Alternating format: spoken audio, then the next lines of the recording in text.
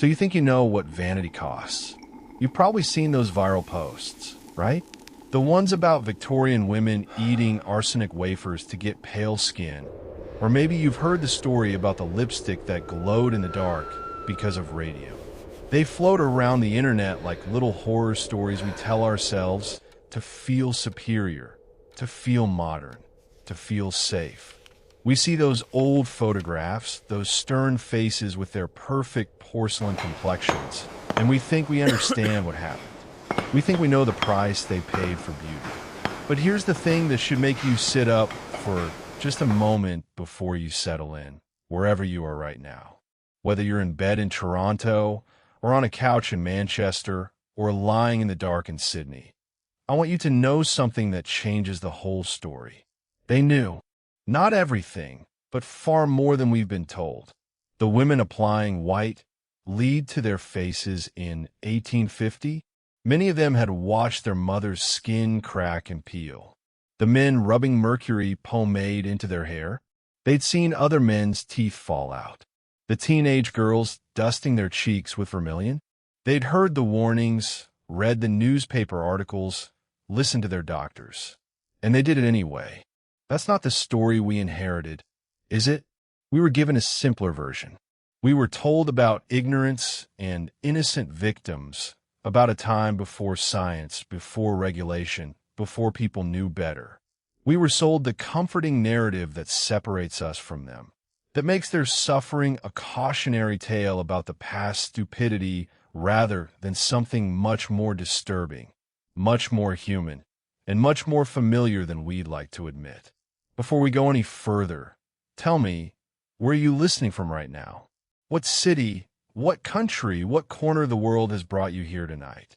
Drop in the comments, because I'm genuinely curious how far these stories travel.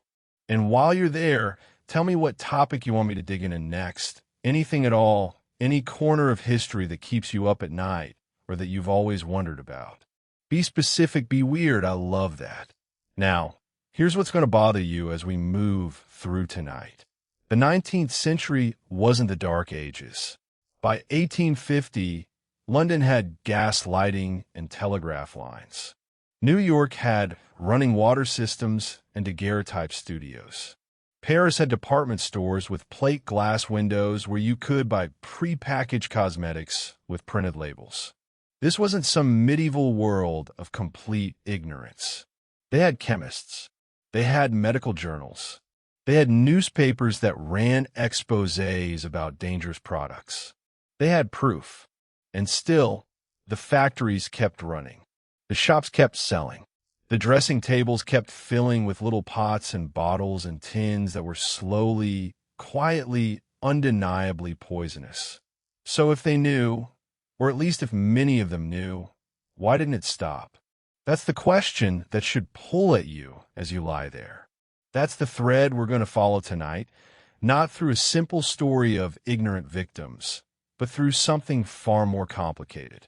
We're going to walk through the actual rooms where this happened, smell the smells, feel the textures, understand the pressures, and see how a century of people made choices that from our beds in the future seem absolutely insane.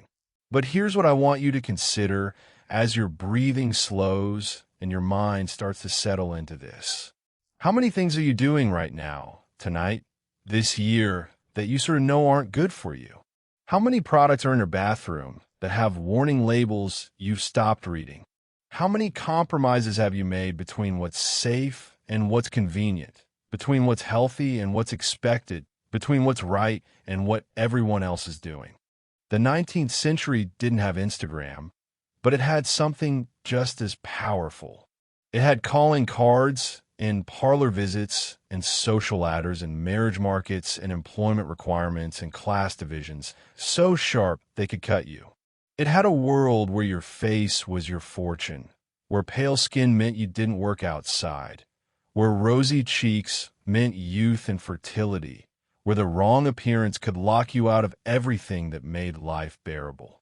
And into that world came chemistry. Not the careful, regulated chemistry we pretend we have now.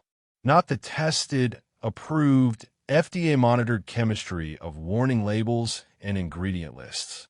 No, this was chemistry in its adolescence, brilliant and reckless and absolutely convinced of its own magic. This was the moment when science learned to make colors brighter than nature ever did, whites whiter than milk, reds redder than blood. And nobody was going to let a little thing like death stand between them and transcendence. See, we're going to discover tonight that the story of 19th century cosmetics isn't really about cosmetics at all.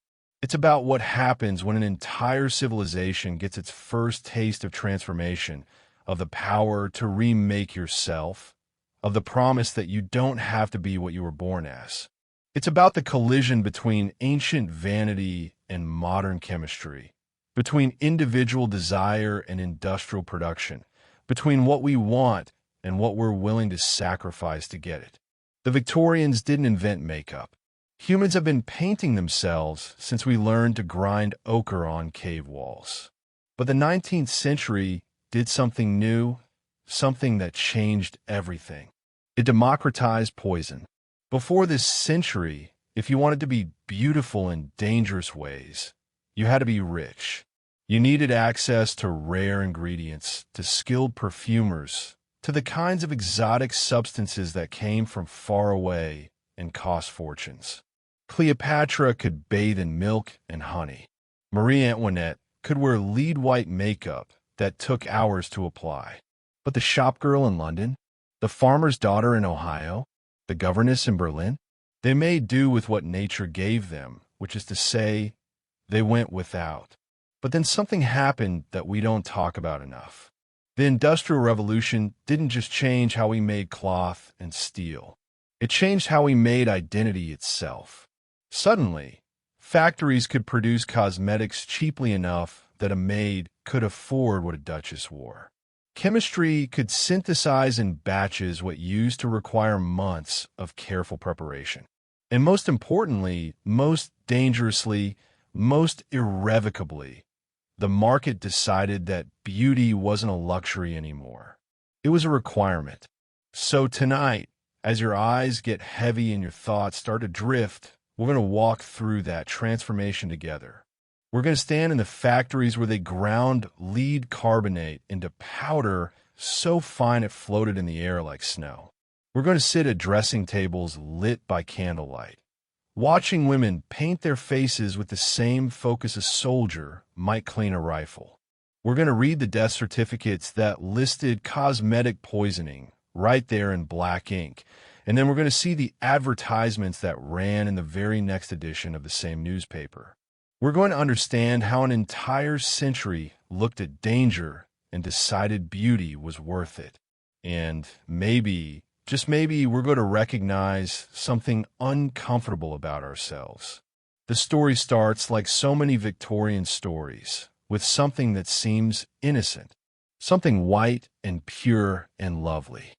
Something that promised to erase the evidence of sun and age and labor, to transform any face into the porcelain ideal that every magazine, every painting, every marriage prospect demanded.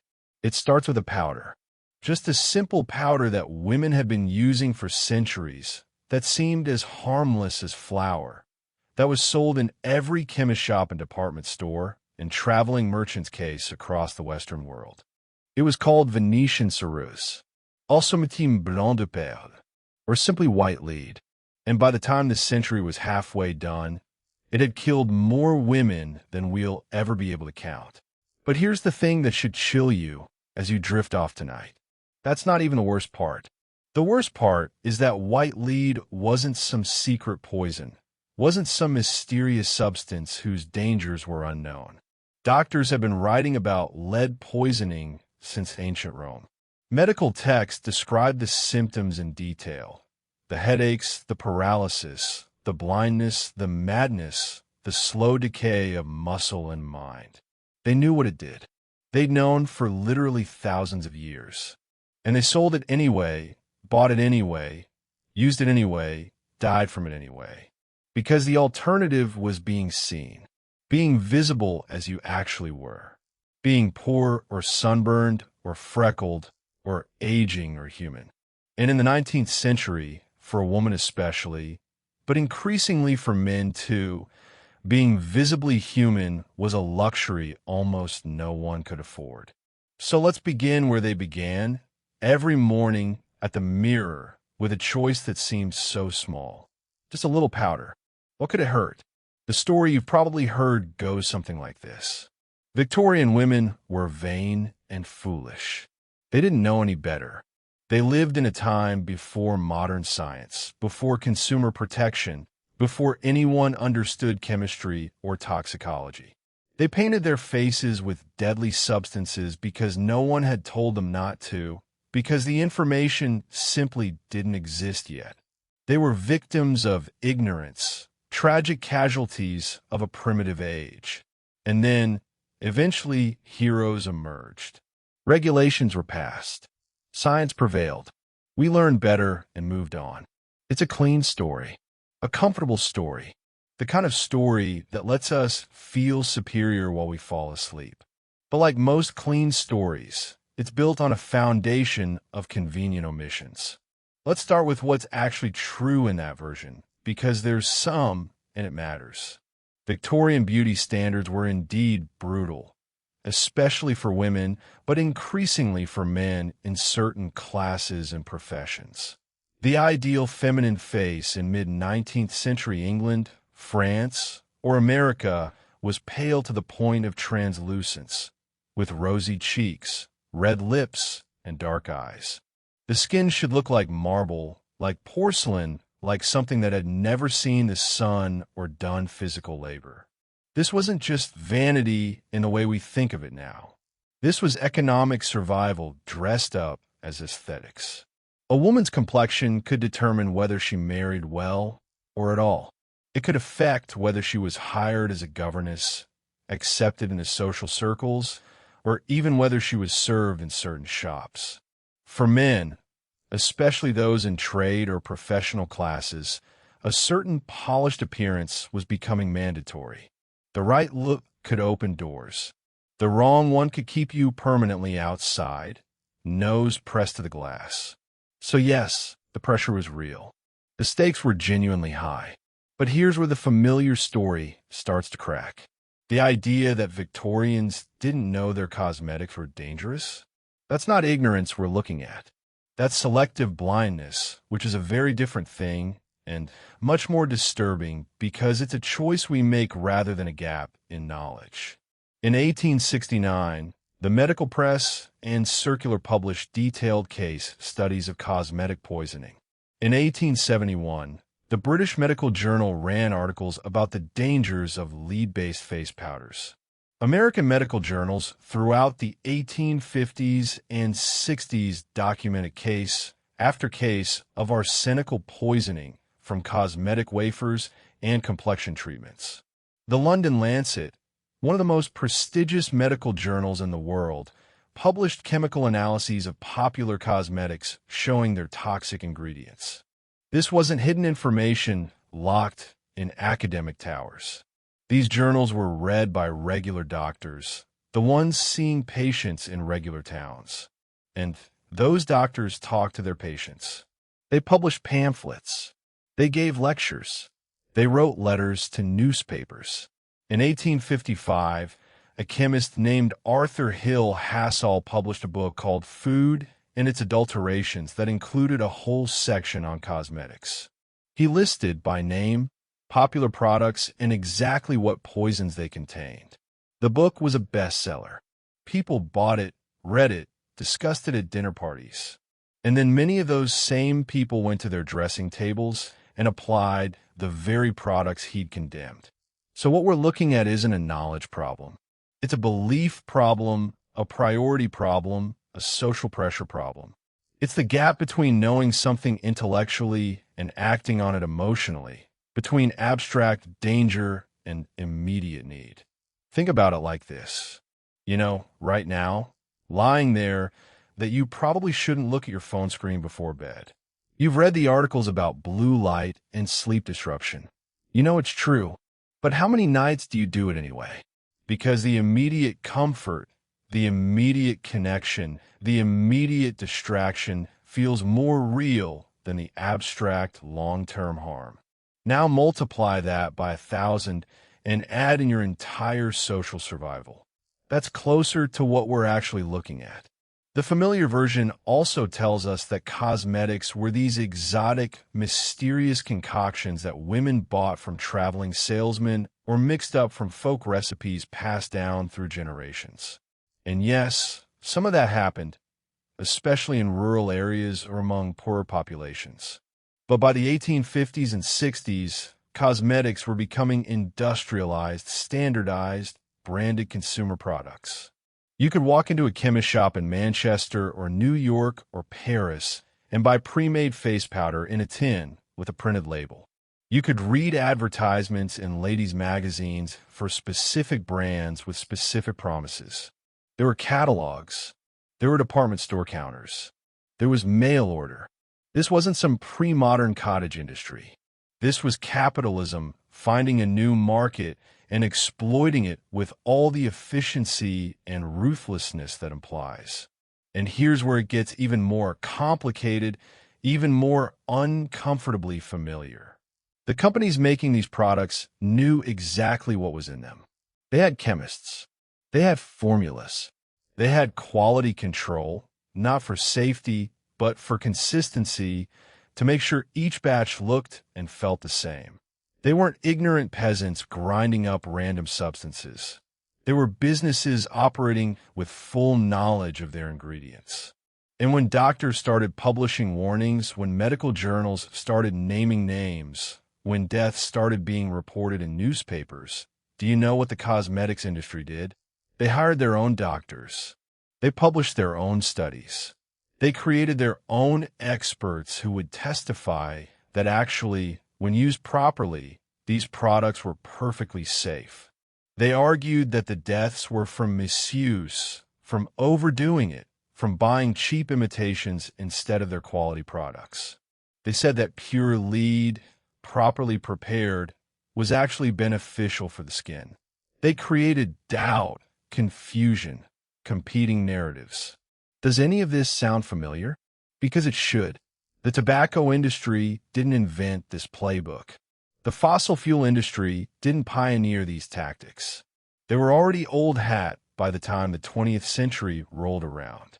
The 19th century cosmetics industry was already fluent in the language of manufacturing uncertainty, of using scientific-sounding language to obscure scientific reality, of finding the experts who would say what you needed them to say. In 1866, a popular face powder called Laird's Bloom of Youth was advertised as perfectly harmless, recommended by physicians, used by the most distinguished ladies of society. The advertisements included testimonials from doctors. They included before and after illustrations. They looked credible, professional, trustworthy. The powder was primarily white lead and chalk.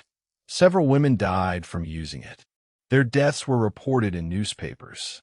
Coroners identified the cause, and the product kept selling, kept advertising, kept finding new customers who believed the marketing more than the morgue reports. Because here's what the clean version of history doesn't want to admit. People are really, really good at believing what they want to believe, especially when the alternative is giving up something they've been told they need. The familiar story also makes it sound like this was primarily a women's problem, like it was all about feminine vanity and female foolishness. And certainly women bore the brunt of it, both because beauty standards were more rigidly enforced for them and because the most dangerous products were marketed primarily to them. But men were using this stuff too, just differently, and often they were even more secretive about it, because admitting to cosmetic use could damage their masculine credibility. Hair dyes were enormously popular among men, especially those in public-facing professions. Lawyers, politicians, clergymen, merchants, anyone whose appearance affected their income or influence. And the most effective hair dyes contained lead acetate or silver nitrate, sometimes both. These products were marketed as hair restorers or hair tonics, not cosmetics, because that linguistic distinction allowed men to use them without admitting to vanity. The symptoms of chronic lead poisoning from hair dye were called painter's colic when they affected working-class men exposed to lead paint. But when the same symptoms showed up in middle-class men who'd been dyeing their hair, it was often misdiagnosed as digestive complaints or nervous disorders. The connection was known, documented in medical literature, but socially it was easier to pretend it was something else. Mustache waxes often contained lead compounds to give them body and hold. Shaving soaps sometimes contained mercury to give them that smooth, luxurious lather. Men's face powders, marketed as complexion balms or skin tonics, contain many of the same dangerous ingredients as women's products, just in different packaging with different words. So this wasn't about one gender's foolishness. This was about an entire culture making a collective decision that appearance mattered more than health, that social success justified physical risk, that looking right was worth dying young. And the thing is, they weren't entirely wrong about the stakes, even if they were catastrophically wrong about the solution. In a world without social safety nets, without disability insurance, without retirement plans, or women's property rights, or employment discrimination laws, your appearance really could be the difference between survival and destitution. A woman who couldn't attract a suitable husband faced limited options, most of them grim. A man who looked old or unhealthy could lose clients, positions, opportunities. The Victorian obsession with appearance wasn't just shallow vanity. It was rational response to a brutal system. The poison wasn't trying to solve a social problem with a chemical solution. The other thing the familiar version gets wrong is the timeline.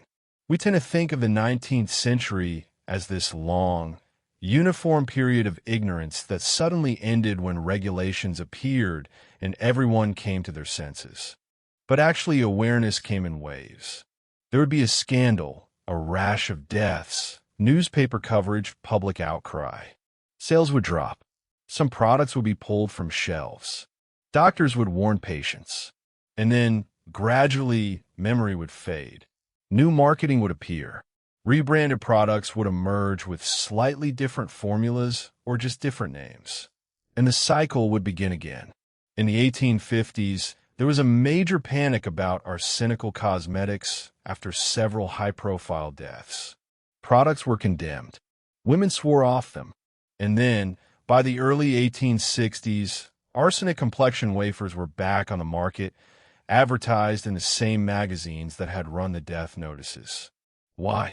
Because a new generation of young women had come of age who didn't remember the scandal. Because the women who did remember were desperate enough to try again. Because the industry had refined its marketing. Because human memory is short and hope is stubborn and the pressure to be beautiful never went away. This pattern repeated throughout the century. Scandal, reform, forgetting, return. Over and over. The shape of progress isn't a straight line. It's a spiral, circling the same problems at different heights, learning and forgetting and relearning the same lessons with different faces. By the 1880s and 90s, there was more regulation, more consumer awareness, more alternatives. But dangerous cosmetics didn't disappear. They just got better at hiding, at using scientific language, at targeting the desperate and the hopeful and the young. The radium-based cosmetics that became popular in the early 1900s, those were marketed as the safe, modern, scientific alternative to old-fashioned toxic makeup. Radioactivity was new, exciting, associated with progress and health.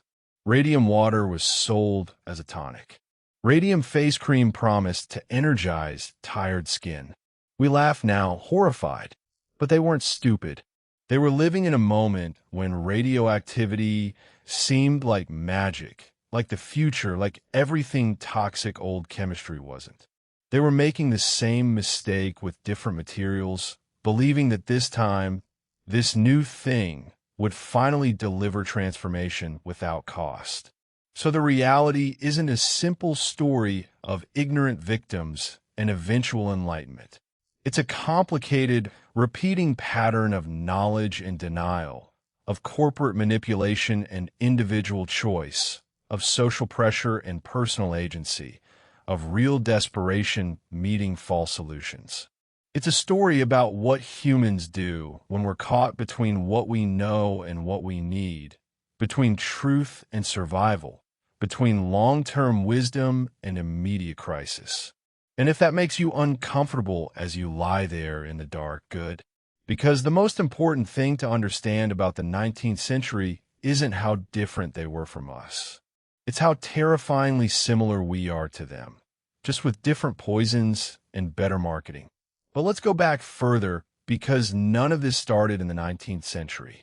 The Victorians didn't invent the idea of poisoning yourself for beauty. They just industrialized it, scaled it up, made it available to everyone instead of just the wealthy few who could afford to slowly kill themselves in style. The thing about lead-based cosmetics is that they're ancient, not medieval ancient, not Roman ancient. We're talking about evidence that goes back to ancient Egypt, to Greece, to China, to civilizations that rose and fell thousands of years before anyone ever heard of Queen Victoria. There's a recipe from ancient Egypt, written on papyrus, dated to around 1500 BCE. It describes how to make a white face paint using lead carbonate, how to grind it fine, how to mix it with oils and fats to make it spreadable. The Egyptians called it Simithian. They knew it was made from lead. They wrote it down. They passed the knowledge through generations. In ancient Rome, wealthy women used a face powder called cerussa, which was basically the same thing. Lead carbonate, ground into powder, mixed with vinegar, sometimes to make it go on smoother. There are descriptions in Roman texts, recipes in medical treatises, complaints from husbands about how much their wives spend on it.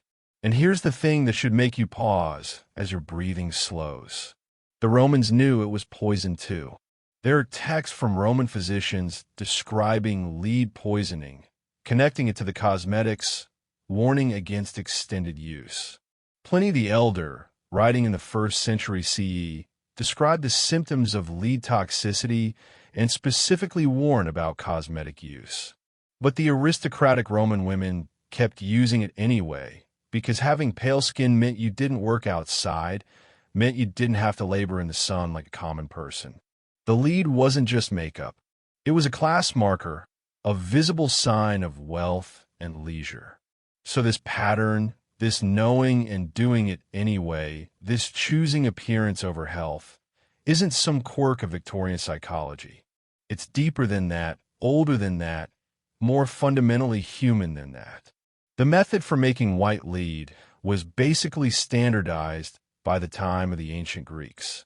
You take lead, usually in strips or coils. You put it in a pot with vinegar or sour wine, something acidic. You seal the pot and leave it, sometimes buried in manure, because the heat helps the chemical reaction. The lead corrodes, forms a white crust. You scrape off that crust, grind it into powder, and you have your pigment.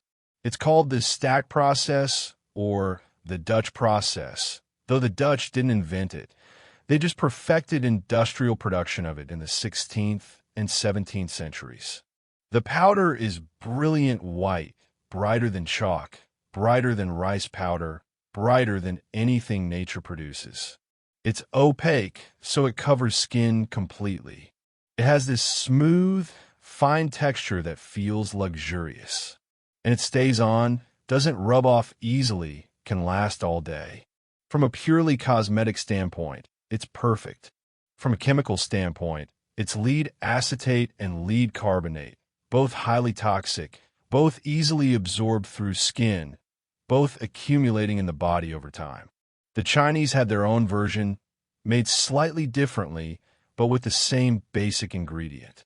In ancient Chinese medical texts, there are descriptions of lead powder disease, specifically connected to cosmetic use. The symptoms were well documented. The headaches, the digestive problems, the muscle weakness, the mental confusion. And yet, throughout Chinese history, lead-based face powder remained a staple of upper-class beauty routines.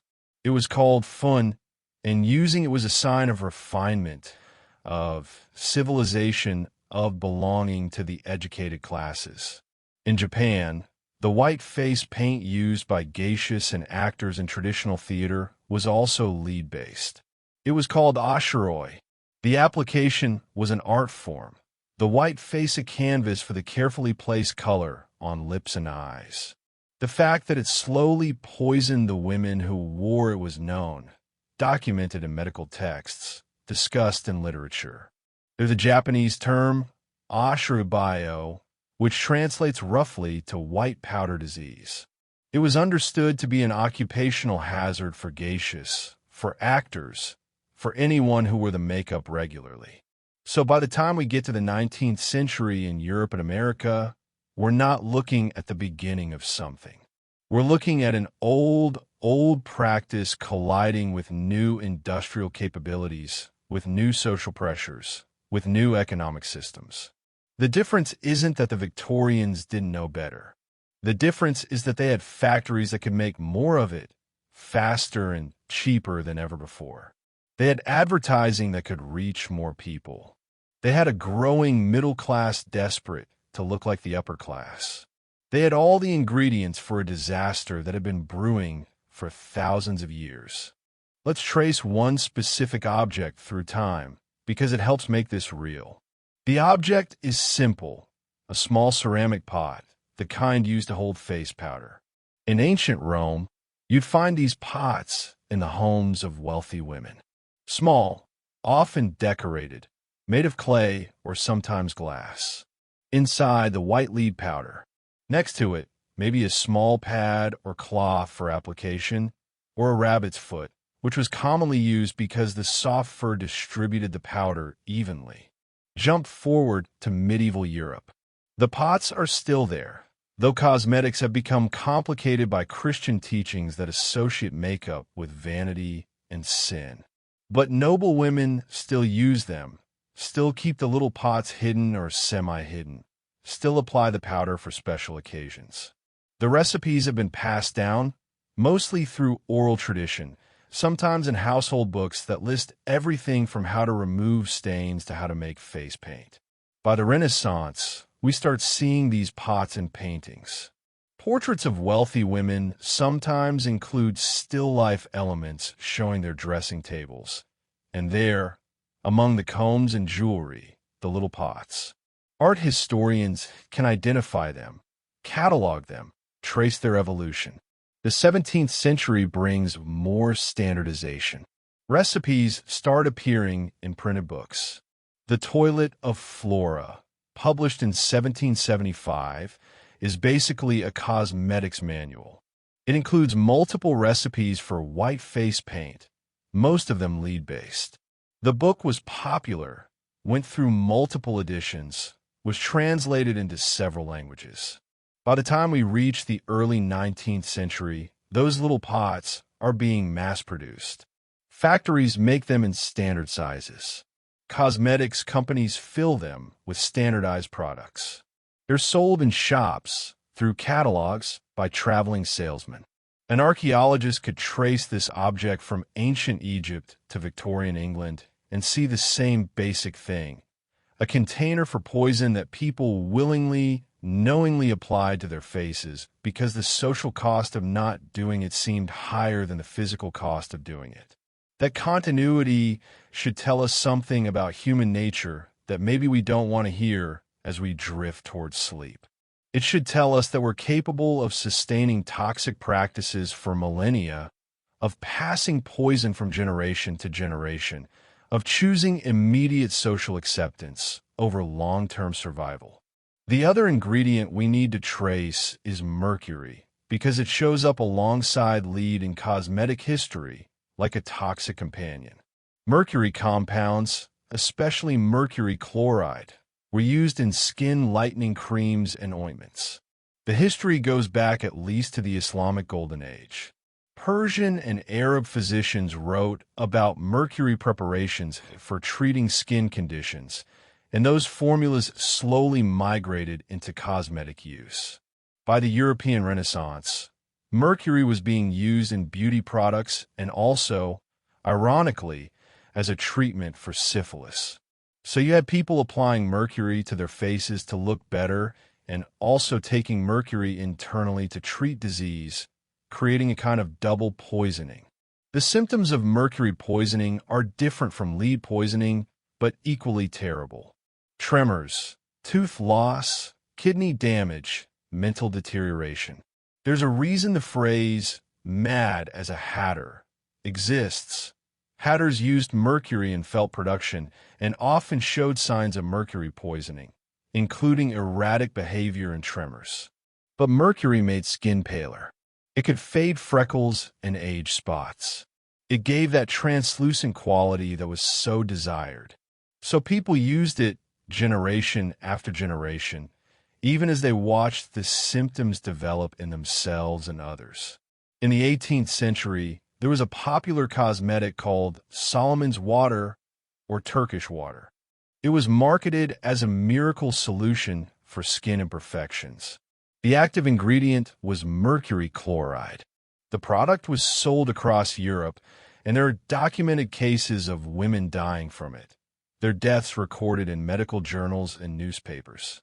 And yet the product continued to be made, sold, and used well into the 19th century, just under different names. The pattern repeats with arsenic. Arsenic compounds were used in complexion treatments, especially in the form of arsenic wafers or complexion wafers that women would eat.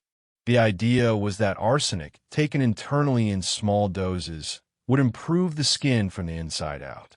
This practice seems to have originated in the Styrian region of Austria, where arsenic eating was a folk tradition. Local people claimed it improved stamina, helped with breathing at high altitudes, and made the skin clear and beautiful. Travelers brought the practice back to wider Europe, and by the 19th century, arsenic wafers were being commercially produced and marketed. The marketing was sophisticated. The wafers were called things like Dr. Mackenzie's improved harmless arsenic complexion wafers. Note the word harmless right there next to arsenic, as if saying it could make it true. The doses were small enough that you wouldn't die immediately. But arsenic accumulates in the body.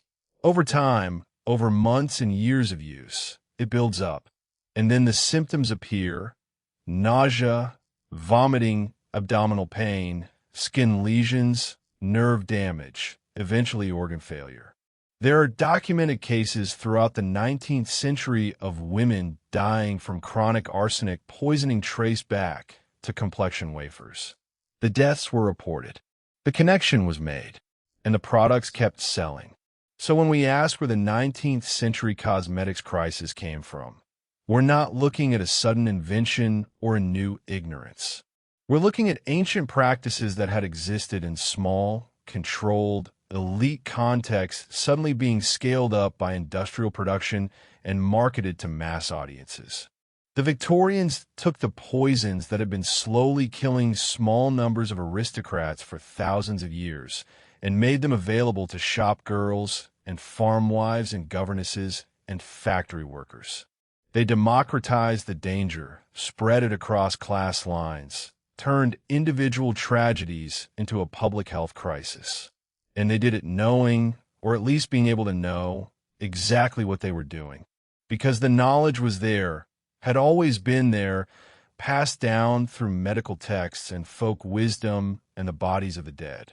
The question was never whether people knew. The question was always whether knowing would be enough to make them stop. And history had already answered that question over and over for thousands of years. The answer was no.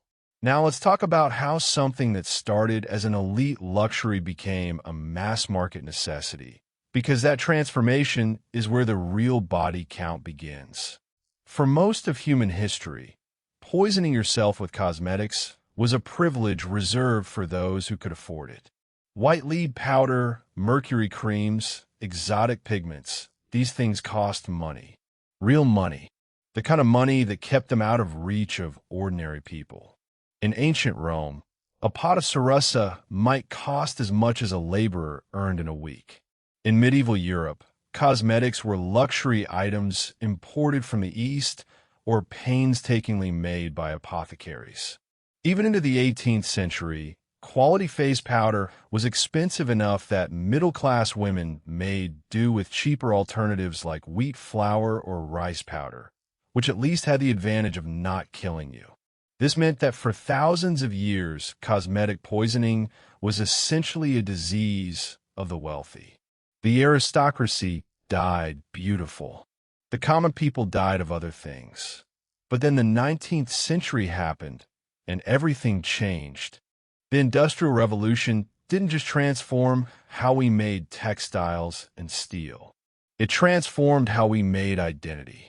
It created factories that could produce cosmetics in quantities that would have been unimaginable a century earlier. It created distribution networks that could move products from manufacturing centers to shops in small towns across continents. It created advertising systems that could reach millions of people and tell them all the same story about who they should be. And most importantly, most dangerously, it created a new middle class with just enough money to be aspirational and just enough insecurity to be exploitable.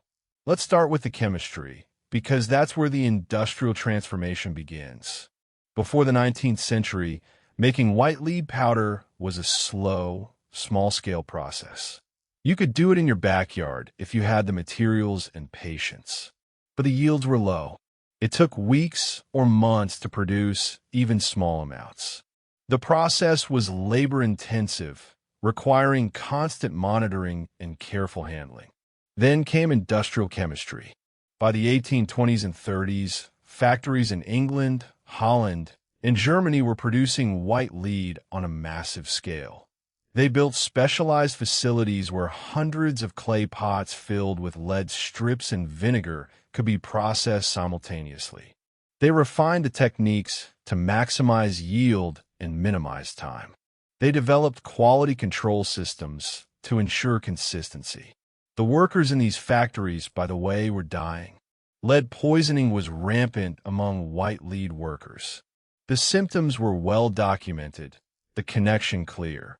In 1833, a British parliamentary inquiry investigated conditions in white lead factories and found widespread illness, disability, and death among workers. The factories kept running. The owners paid the fines when they had to, hired new workers when the old ones died or became too sick to work, and continued production because the profit margins were extraordinary. Here's what's crucial to understand. The same industrial system that was poisoning the workers was also making the product cheap enough that their wives and daughters could afford to buy it. A factory girl in Manchester in 1850 might be making white lead powder during her shift, breathing in the toxic dust, developing the tremors and headaches and muscle weakness of chronic lead poisoning. And then, with her wages, she might buy a tin of that same powder to wear on her day off, because having pale skin was one of the few ways she could signal that she was respectable, that she aspired to something better than factory work. The system was feeding on itself, creating both the poison and the demand for it, exploiting the same people coming and going. Now let's talk about how empire and trade routes shaped this story. Because the global reach of European colonialism in the 19th century meant that cosmetic ingredients and practices were flowing in multiple directions. European colonizers in Asia encountered cosmetic traditions that were thousands of years old.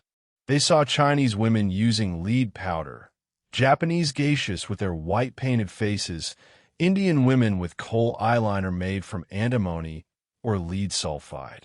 And they did two things simultaneously. They condemned these practices as evidence of Asian vanity and backwardness, and they commercialized them for European markets. The same British officials who wrote home about the barbaric cosmetic practices of Asian women were also shipping cosmetic ingredients back to England to feed the growing cosmetics industry. Coal, which had been used in the Middle East and South Asia for thousands of years, became fashionable in Victorian England. Except the traditional formulas were often made with antimony or lead sulfide, both toxic. European manufacturers started producing their own versions, sometimes making them even more dangerous by adding other chemicals to intensify the color. The empire created the infrastructure that made mass-market cosmetics possible. The ships that brought tea and spices and cotton also brought cosmetic ingredients. The trade networks that enriched the merchant class also created the distribution systems for beauty products.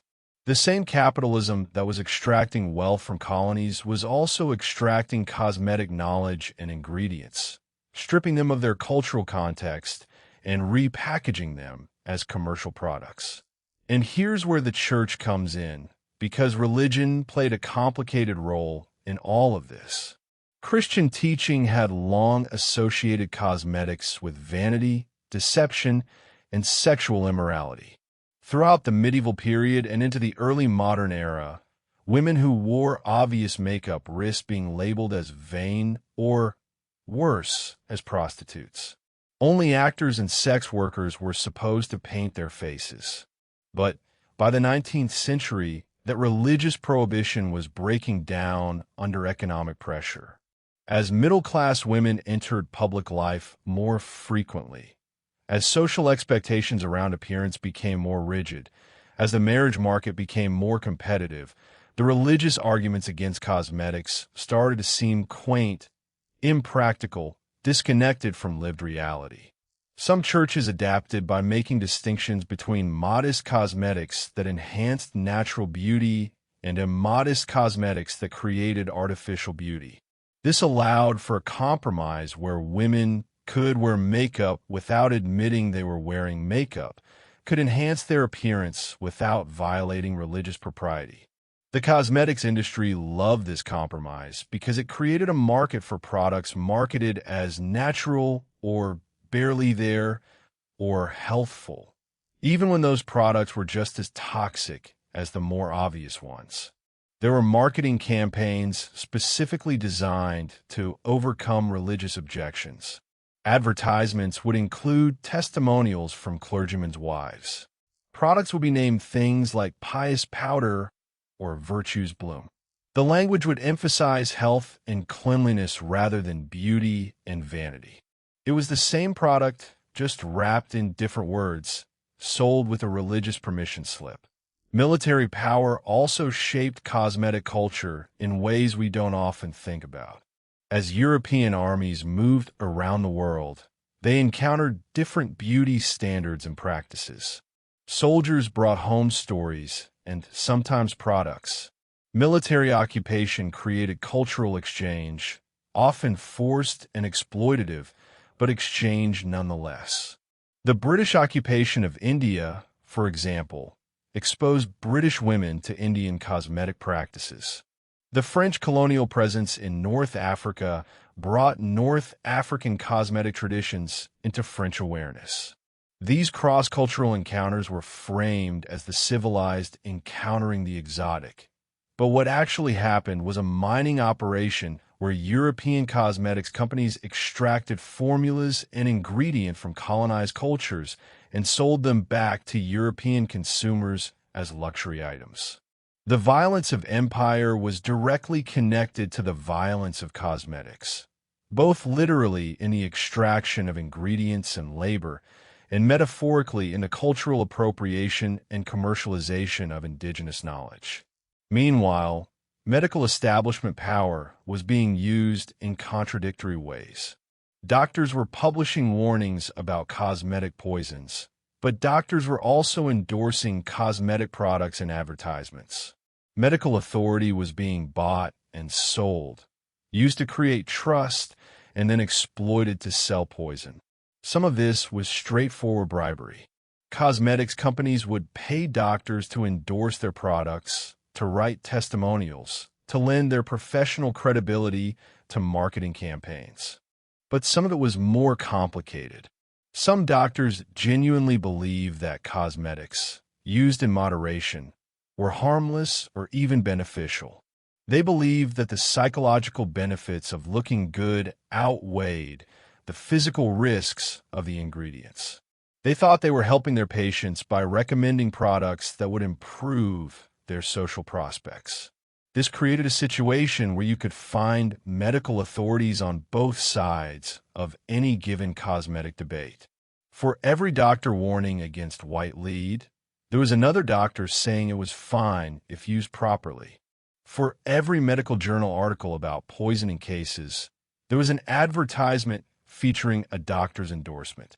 The public didn't know who to believe, so they tended to believe whoever told them what they wanted to hear. Legal power was also evolving in ways that shaped the cosmetics industry. For most of the 19th century, there were virtually no regulations governing cosmetics manufacturing or sales. Anyone could make anything, claim anything, sell anything. This wasn't because lawmakers didn't know there was a problem. Parliamentary inquiries in Britain, legislative hearings in various American states, and public health investigations across Europe had documented the dangers repeatedly. But the cosmetics industry had money, influence, and something even more powerful. They were selling hope to voters. Any politician who tried to regulate cosmetics too strictly risked being portrayed as trying to keep working people from improving themselves, trying to preserve the beauty advantages of the wealthy, trying to deny women the tools they needed to succeed in a competitive marriage market. The industry framed regulation as elitism, as government overreach, as paternalistic interference in personal choice. And that framing worked over and over, decade after decade. When regulations did pass, they were often weak, poorly enforced, and easy to circumvent. A product might be banned under one name and then immediately reappear under another name with slightly modified marketing. The power dynamics here are crucial to understand. The people making the cosmetics had wealth, political connections, and sophisticated legal representation. The people being poisoned by the cosmetics had none of those things. They had only their individual suffering, which could be dismissed as isolated incidents, as misuse, as pre-existing conditions, as anything except what it actually was. It's the same pattern we see in any industrial poisoning crisis, from lead paint to asbestos, to tobacco, to forever chemicals. The power to poison is always protected by the political and economic systems that profit from it. And the transformation from elite luxury to mass necessity was the moment when that power became truly dangerous, because it scaled up the harm while diffusing the responsibility. When only aristocrats were dying from their cosmetics, it was a small tragedy confined to a small group.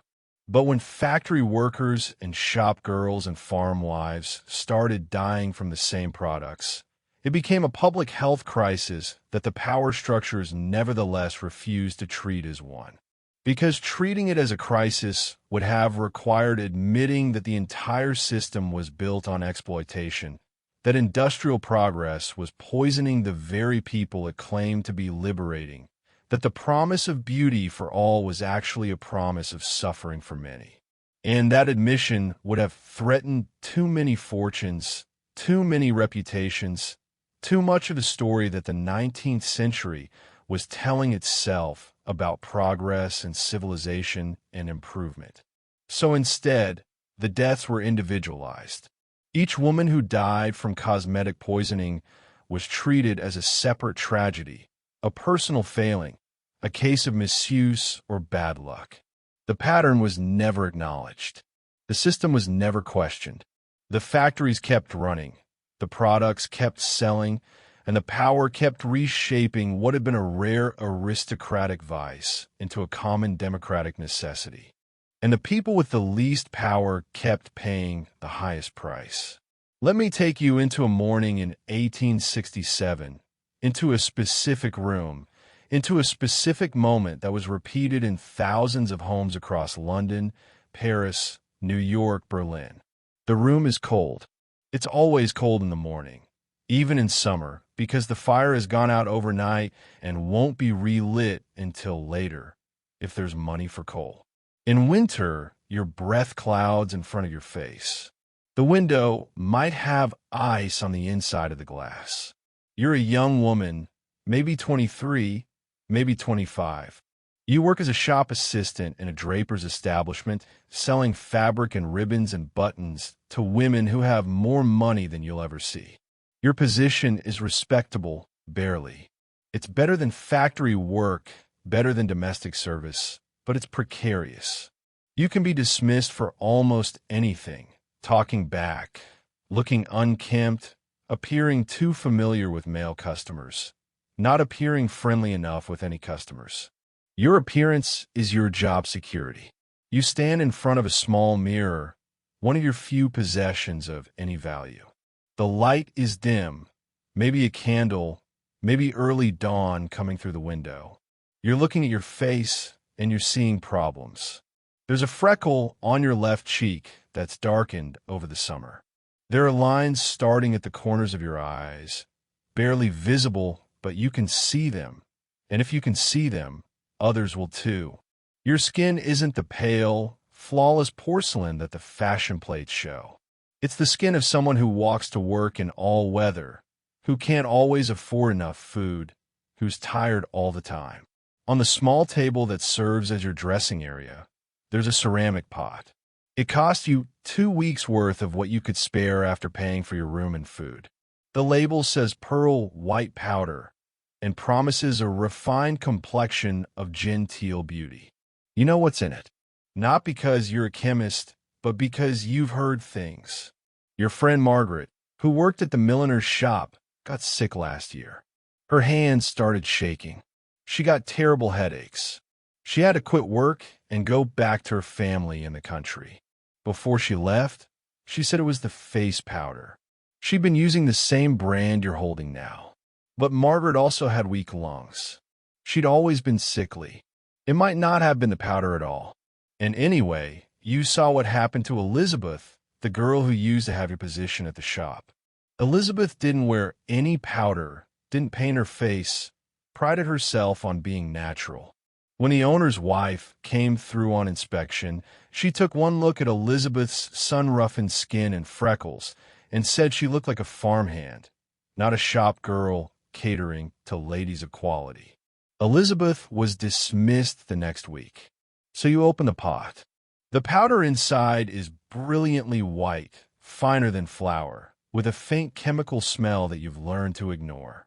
You dampen a cloth, not too wet because that makes it go on in streaks, and you dip it in the powder. You start on your forehead, working down. The powder covers everything. The freckle, the slight redness from cold, the places where your skin is uneven. It transforms you into something smoother, paler, more refined. More like the ladies who shop at your establishment. More like the illustrations in the magazines. More like someone who doesn't have to work for a living, even though you absolutely do. Your hands have a slight tremor. They've had that tremor for about 6 months now, since you started using this particular powder. It's worse in the mornings. You tell yourself it's just the cold, just being tired, just nerves about work. The application takes about 10 minutes. You have to be careful not to use too much, or it looks obvious, caked on. The skill is making it look like you're not wearing anything at all, like this is just your natural complexion, like you were born looking like porcelain. When you're done, you look in the mirror again. Better. Definitely better. You look like you belong behind that counter, like you're worthy of the position, like you're the kind of girl who might, if she's very lucky and very careful, attract the attention of a clerk or a tradesman and escape this precarious existence into the slightly less precarious existence of marriage. You don't let yourself think about the headaches that have been getting worse. You don't connect them to the powder where you do, but you've decided the risk is acceptable, or you've decided that thinking about it won't change anything, so why think about it all? You put on your dress, the good one you wear to work, the one you spend hours maintaining and mending because you can't afford another.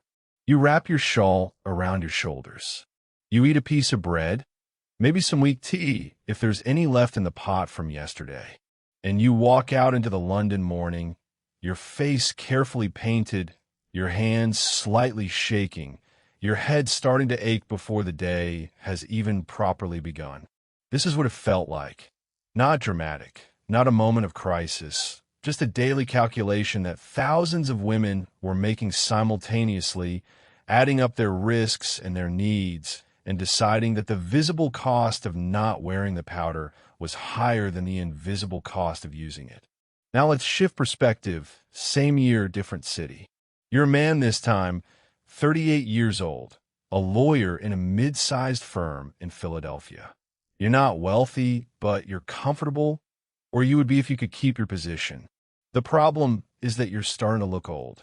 Your hair is going gray, noticeably gray, and in a profession where appearance signals competence and vitality, that gray is a liability. You've seen it happen to others. Thomas Green, who used to be in line for partner, got passed over when his hair went white. He's still at the firm, but he's been sidelined to estate work, wills, and trusts, the kind of cases they give to old men who are winding down. You're not ready to be wound down, so you've started using a hair restorative. You don't call it a dye, would never call it a dye, because that would be admitting to vanity, to artifice, to the kind of concern with appearance that's considered unmanly. But it's definitely a dye.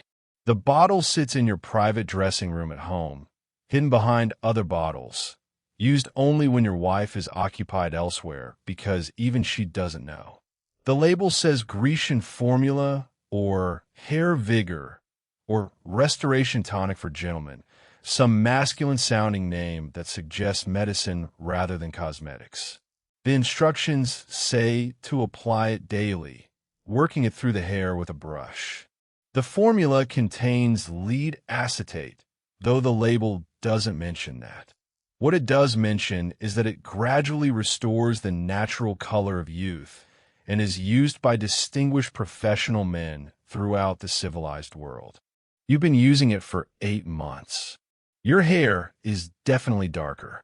The gray is mostly gone, though you have to keep up the applications or it starts showing through again. You tell people, when they comment on how well you're looking, that it must be the new exercise routine, the better diet, getting more sleep. Anything except the truth. The side effects started about 2 months ago. Your stomach has been bothering you. Not badly, just a persistent discomfort, cramping sometimes.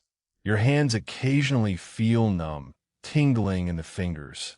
You've had trouble sleeping despite being constantly tired. You mentioned the symptoms to your doctor or your club.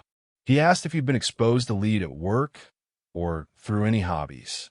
You said no, because the alternative was admitting to the hair dye, and that was unthinkable. He prescribed you a tonic for your digestion and told you to get more fresh air. You go to work every day, your hair artificially darkened, your stomach cramping, your fingers tingling, arguing cases and reviewing contracts, and maintaining the appearance of vital middle age while your body slowly accumulates poison. You tell yourself it's necessary. You tell yourself it's working. You tell yourself that the discomfort is a small price for professional survival. And you never, ever connect the bottle in your dressing room with the symptoms in your body. Or if you do, you've built such a fortress of denial around it that the connection can't get through to change your behavior. Let's go to a different kind of household now. Rural France, 1873. A farmhouse outside Lyon. You're a woman in your 40s, married to a farmer, mother of 6 children, 3 of whom survived past age 5. Your life is work. Endless, exhausting physical work. Tending animals, keeping the house, preparing food, washing clothes, maintaining the garden, helping in the fields during harvest. You don't own cosmetics. You can't afford them, wouldn't know where to buy them if you could, and wouldn't have time to apply them anyway. Your skin is weathered from years of outdoor work. Your hands are rough, scarred from 1,000 small injuries. You look older than your years. But your oldest daughter, 15 years old, has just gone into service in Lyon. She's working as a kitchen maid in a prosperous household. And she started writing letters home about the city, about the fashions, about the ladies she sees. And in her most recent letter, she mentioned that she's been saving her wages to buy face powder because the other servants use it and she wants to look respectable, wants to have a chance of moving up to a lady's maid position eventually. You read this letter with growing dread. You know the stories about city cosmetics. There was a girl from the next village who went to Paris and came home sick, died within a year, and people said it was from the paints and powder she'd been using. But you also know that your daughter needs that position. The farm can't support her. There's no work in the village. She has to make her way in the city, and if face powder is part of making that way, if it's what's expected, what the other girls do, what employers want to see, then what choice does she have? You write back and tell her to be careful, to not use too much, to make sure she buys good quality from a respectable shop. As if those precautions would make any difference. As if there was such a thing as safe lead powder, if only you bought the right brand. You're lying to yourself and to her, offering useless advice because the real advice, don't do it, it will poison you come home, is advice she can't afford to follow. So you send the letter with your inadequate warnings, and you go back to your work, and you worry, and you feel the distance between your world and hers growing with every letter. This is what it felt like to be peripheral to the crisis, to watch from the outside, to know just enough to be afraid but not enough to protect the people you love. Let's go into a factory now. Manchester, 1869. White Lead Manufacturing. Your man, 26 years old, been working here for 3 years. The pay is better than other factory work, which is why you took the job despite knowing it was dangerous. Everyone knows it's dangerous. The workers call it death by slow degrees, with the dark humor of people who feel trapped. The work is simple, repetitive, and toxic. You spend your days grinding lead carbonate into powder, or mixing it, or packaging it into tins and jars. The dust is everywhere. It gets in your clothes, your hair, your lungs. You can taste it, metallic and acrid, even when you're not at work. The factory provides masks, thin cloth things that don't really help. Most workers don't bother wearing them because they make breathing harder and the dust gets through anyway. You wear yours occasionally when the foreman is watching, but mostly it hangs around your neck, useless. You've been feeling bad for about 6 months. Tired all the time, even after sleeping. Your appetite is gone.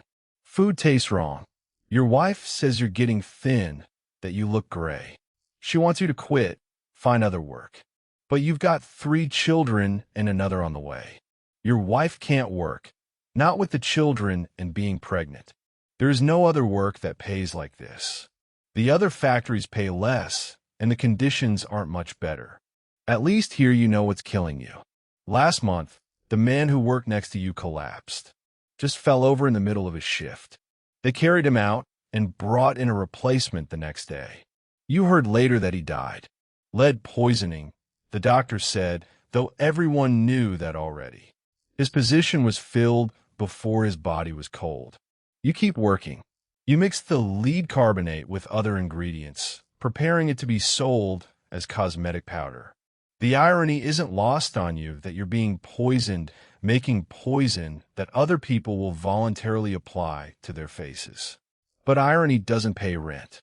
At the end of your shift, you wash as best you can, but you know the lead is inside you now, in your blood, in your bones, accumulating day by day. You go home to your family. You eat the dinner your wife prepared, though it all tastes like metal. You hold your children, and you try not to think about what happens when you can't work anymore. This is what it felt like to be on the production side, to be poisoned while making poison, to understand the entire chain of harm and still participate, because the alternative was starvation. Let's shift to a different kind of room now. A doctor's office, New York City, 1875. You're a physician, educated, respected, trying to do good work in a system that's structured around profit rather than health. A young woman has come to see you. She's 28, but looks older. She's been having seizures, muscle weakness, severe abdominal pain. Her husband brought her in, worried, demanding to know what's wrong. You examine her. The symptoms are clear to you. Classic lead poisoning. You've seen it dozens of times, particularly in young women of a certain class. You ask about her cosmetic use. She's reluctant to answer at first. It's embarrassing to admit to using cosmetics. Suggests vanity, suggests deception. But eventually she tells you yes, she uses face powder daily, has been for about 2 years. You ask what brand. She tells you. You know it, have seen it advertised in ladies' magazines. Pure and harmless, the advertisements say. You've seen other patients poisoned by the same product. You explain to her and her husband that she has lead poisoning, that it's from the cosmetics, that she needs to stop using them immediately. The husband is angry, wants to know why this is being sold if it's poisonous. You don't have a good answer for that. You prescribe supportive treatment, though you know there's no real cure for chronic lead poisoning. The damage is done. Whether she recovers depends on how much lead has accumulated, whether her kidneys and brain can recover, whether she's strong enough. You write her a note to stop using the cosmetics. She takes the note, thanks you, pays your fee. You know, with the certainty that comes from years of practice, that she probably won't stop. Or she'll stop for a while, and then start again when the social pressure becomes too much, when she looks in the mirror and sees her real skin and can't bear it, when her husband or her friends or her own internalized standards demand that she look a certain way. You've had this conversation before. You'll have it again. You write up the case for a medical journal, contributing to the growing literature on cosmetic poisoning. You hope that eventually the accumulated evidence will force regulation, will make these products illegal, will protect women from themselves and from the companies selling them poison. But you're not optimistic. You've seen too many cases, read too many other doctors' reports, watched the industry grow despite the deaths, the warnings, the evidence. You move on to your next patient. This is what it felt like to be a healthcare provider in this system, to see the harm clearly and feel powerless to stop it, to treat symptoms while the causes continued unchecked. The texture of daily life in the 19th century was saturated with these small violences, these calculated risks, these impossible choices. The cosmetics crisis wasn't separate from ordinary life. It was woven into the fabric of how people survived, how they worked, how they navigated social hierarchies, how they tried to protect themselves and their families in a world that offered very little protection. The smell of lead powder mixing with the smell of coal smoke and horse manure in city streets. The feeling of walking to work with your face carefully painted while your head throbbed. The sight of your children and the knowledge that you were damaging yourself to earn the money to feed them. The weight of making choices where every option had a cost and there was no safe answer. That was the daily reality. Not dramatic, not a story, just the grinding accumulation of small harms in service of survival. Let's follow one specific object through time now, because holding this object in your mind, tracing its journey, tells the whole story in miniature.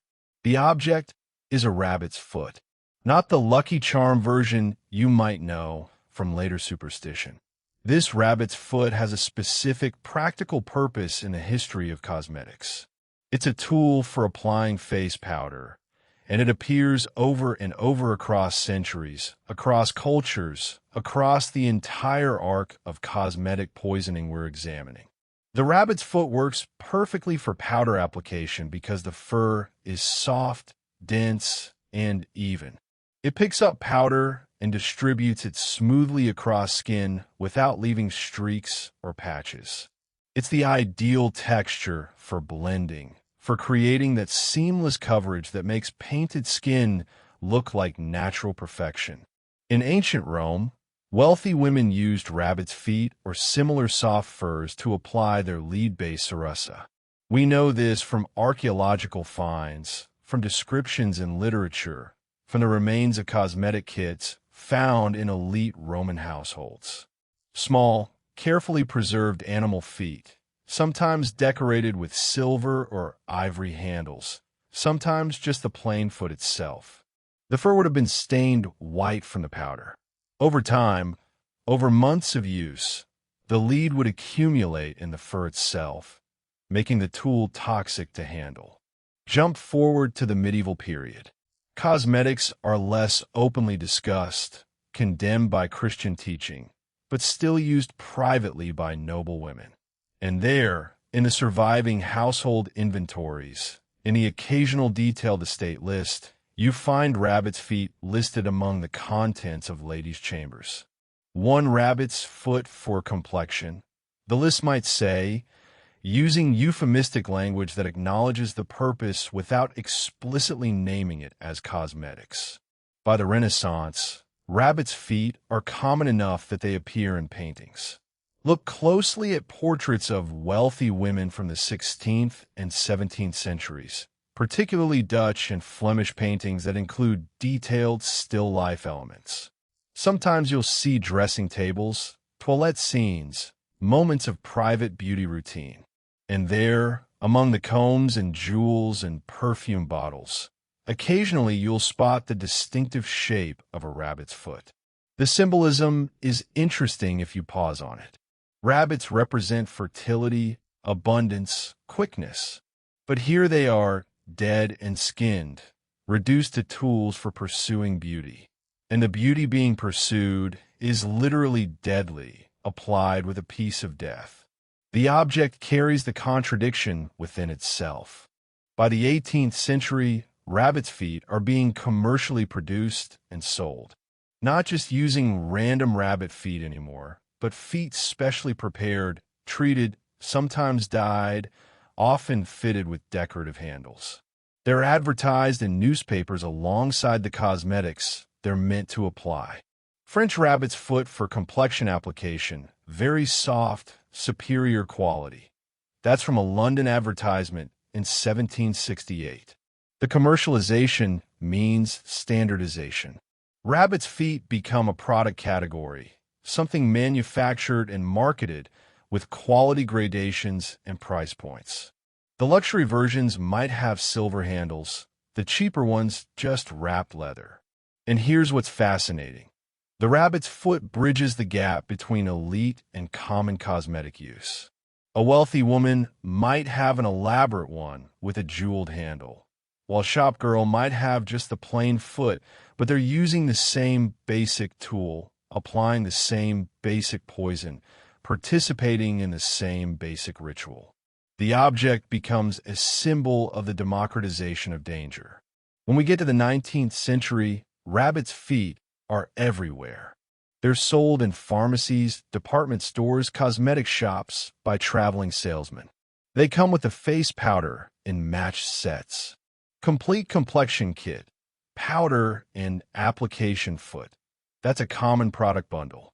The marketing around them becomes more sophisticated.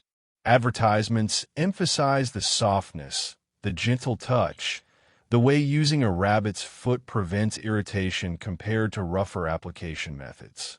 They're framing it as the safe, gentle way to apply cosmetics, without mentioning that the cosmetics themselves are poison regardless of application method. There are instructions published in ladies' magazines on proper rabbit's foot technique. How to hold it, how much powder to pick up, how to blend in circular motions, how to clean the foot between uses. These instructions never mention that the foot itself becomes contaminated with lead, that handling it repeatedly means absorbing poison through your hands, that washing it just spreads the contamination. The rabbit's foot appears in literature of the period, in novels and diaries and letters. Women write about their beauty routines and mention the rabbit's foot casually as an unremarkable tool. Applied powder with my rabbit's foot before the dinner party. It's mundane, domestic, ordinary. But occasionally, the object surfaces in darker contexts. In medical case studies documenting cosmetic poisoning, doctors sometimes note that the patient's rabbit's foot, when tested, contained high levels of lead. The tool itself had become toxic. There are accounts of servants dying from lead poisoning despite not using cosmetics themselves.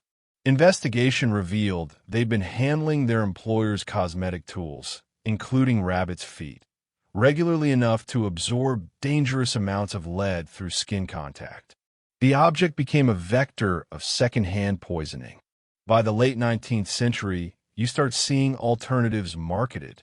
Velvet pads, soft brushes, eventually early powder puffs made from lamb's wool or synthetic materials. But the rabbit's foot persists, remains popular, carries cultural weight. There's a reason it lasted so long beyond just functionality.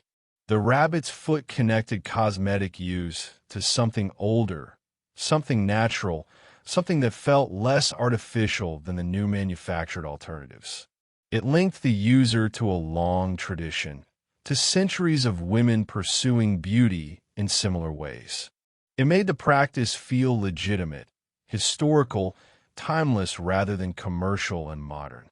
But it also carried all the accumulated harm of those centuries. Every woman using a rabbit's foot in 1870 was, unknowingly or half-knowingly, connecting herself to the Roman woman who died from lead poisoning 17 centuries earlier, to the Renaissance noblewoman whose portrait showed the early signs of toxicity, to the medieval lady who hid her cosmetics and her rabbit's foot from the church's disapproval.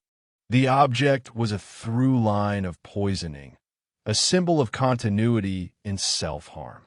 If you could hold a rabbit's foot from 1865, really examine it, you'd see the white powder embedded deep in the fur.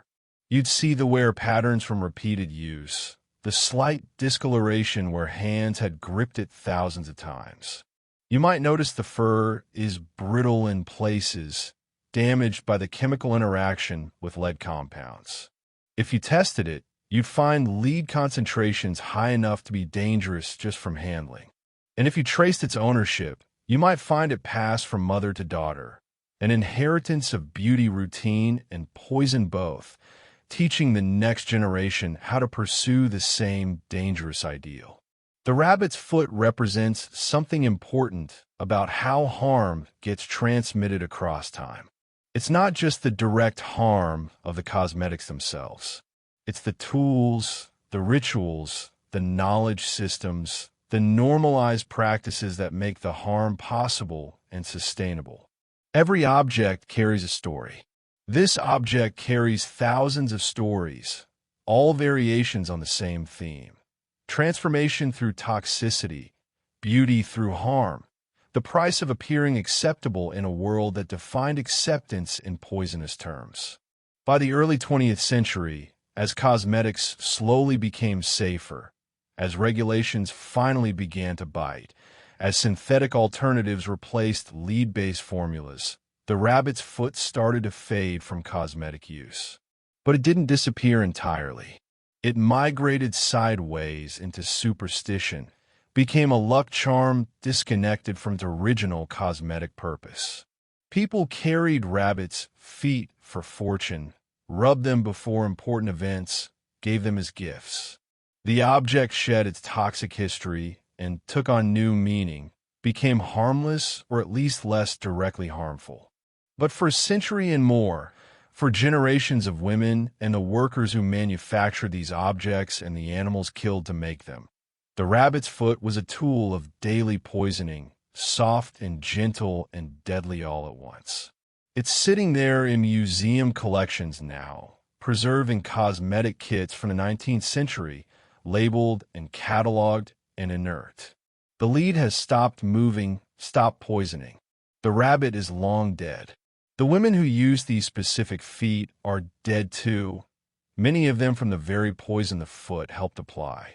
The object remains silent, carrying its history for anyone who knows how to read it. Now let's talk about who died and who didn't, because the cosmetics crisis didn't affect everyone equally, and that inequality tells us something crucial about how poison gets distributed in society. Start with the most obvious division: gender. Women bore the overwhelming majority of cosmetic poisoning cases, died in much higher numbers, suffered more severe long-term effects. This wasn't because women were more vain or more foolish. It was because the social and economic systems of the 19th century put vastly more pressure on women's appearance than on men's. A man could have a successful career with a pockmarked face, could marry well despite being physically unattractive, could move through society without his appearance being the primary thing determining his access and opportunities. A woman couldn't. Her face was her fortune in a much more literal sense. Beauty affected marriage prospects, and marriage affected everything else. Economic security, social status, legal rights, physical safety, quality of life. An unmarried woman in the 19th century faced limited options, most of them grim. Being a governess, a companion, living on family charity, prostitution, workhouse poverty. Marriage was the primary avenue for female economic survival, and appearance was a primary factor in marriage prospects. So women used cosmetics not primarily from vanity, but from economic rationality. They were making calculated decisions about risk and benefit, and in many cases, the risk of cosmetic poisoning seemed more acceptable than the certainty of social and economic exclusion. Men use cosmetics too, as we've discussed, but more selectively, more secretly, more focused on specific enhancements like hair dye. The social penalty for male cosmetic use was embarrassment, mockery, damage to masculine reputation. The social penalty for female cosmetic use was not using enough cosmetics. The pressure directions were opposite. Now let's talk about class, because this is where it gets more complicated and more ugly. Aristocratic women used cosmetics, often very dangerous ones, but they had certain advantages that protected them somewhat. They could afford higher quality products, which sometimes meant less contamination with even more dangerous additives. They could see expensive doctors who might recognize poisoning symptoms earlier. They didn't have to work, so if they became ill, they could rest, recover, weren't immediately thrown into destitution.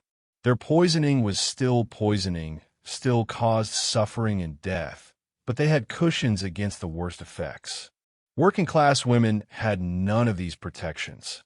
They bought the cheapest cosmetics, which were often the most toxic because they used crude ingredients and had more contaminants. They couldn't afford doctors or saw doctors who didn't take their complaints seriously, who attributed symptoms to hysteria or weakness rather than poisoning. They couldn't stop working when they felt ill, had to keep applying the cosmetics even as they were obviously making them sick, because losing their position meant disaster. And here's the really vicious part. Working-class women were often more visible in their cosmetic use because they had to overcorrect for their class markers. A wealthy woman could get away with subtle cosmetics because everything else about her, her clothes, her posture, her accent, her environment, already signaled her status. A working woman trying to look respectable, trying to signal that she belonged in a better position than she had, needed more obvious cosmetic intervention to overcome the visible markers of poverty and labor. So she used more powder to cover sun damage and rough skin. She used more rouge to create the healthy glow that good nutrition and leisure would naturally provide. She needed more product, applied more frequently, maintained more carefully. More exposure, more poisoning. The factories producing the cosmetics created another class division. Working class men and women labored in toxic environments, making products they might or might not use themselves. The owners of these factories, wealthy men primarily, profited from both ends, from the workers' labor and from selling the products to consumers. They didn't breathe the lead dust. They didn't handle the mercury compounds. They didn't die from the production process. When regulations started to be discussed, factory owners argued that restrictions would hurt workers by eliminating jobs. They positioned themselves as champions of working-class employment while literally poisoning those same workers in the factories. The workers were caught in an impossible position. They needed the jobs. The jobs were killing them, and the people killing them were claiming to be their benefactors. There's also an urban-rural divide worth examining. In cities, cosmetics were more available, more marketed, more socially necessary. Urban life meant more visibility, more social mixing, more competition for positions and marriages and opportunities. Cities had shops and advertisements, and peer pressure, and the constant sense of being watched and judged. Rural women had less access to commercial cosmetics, which often meant they were less exposed to the worst industrial poisons.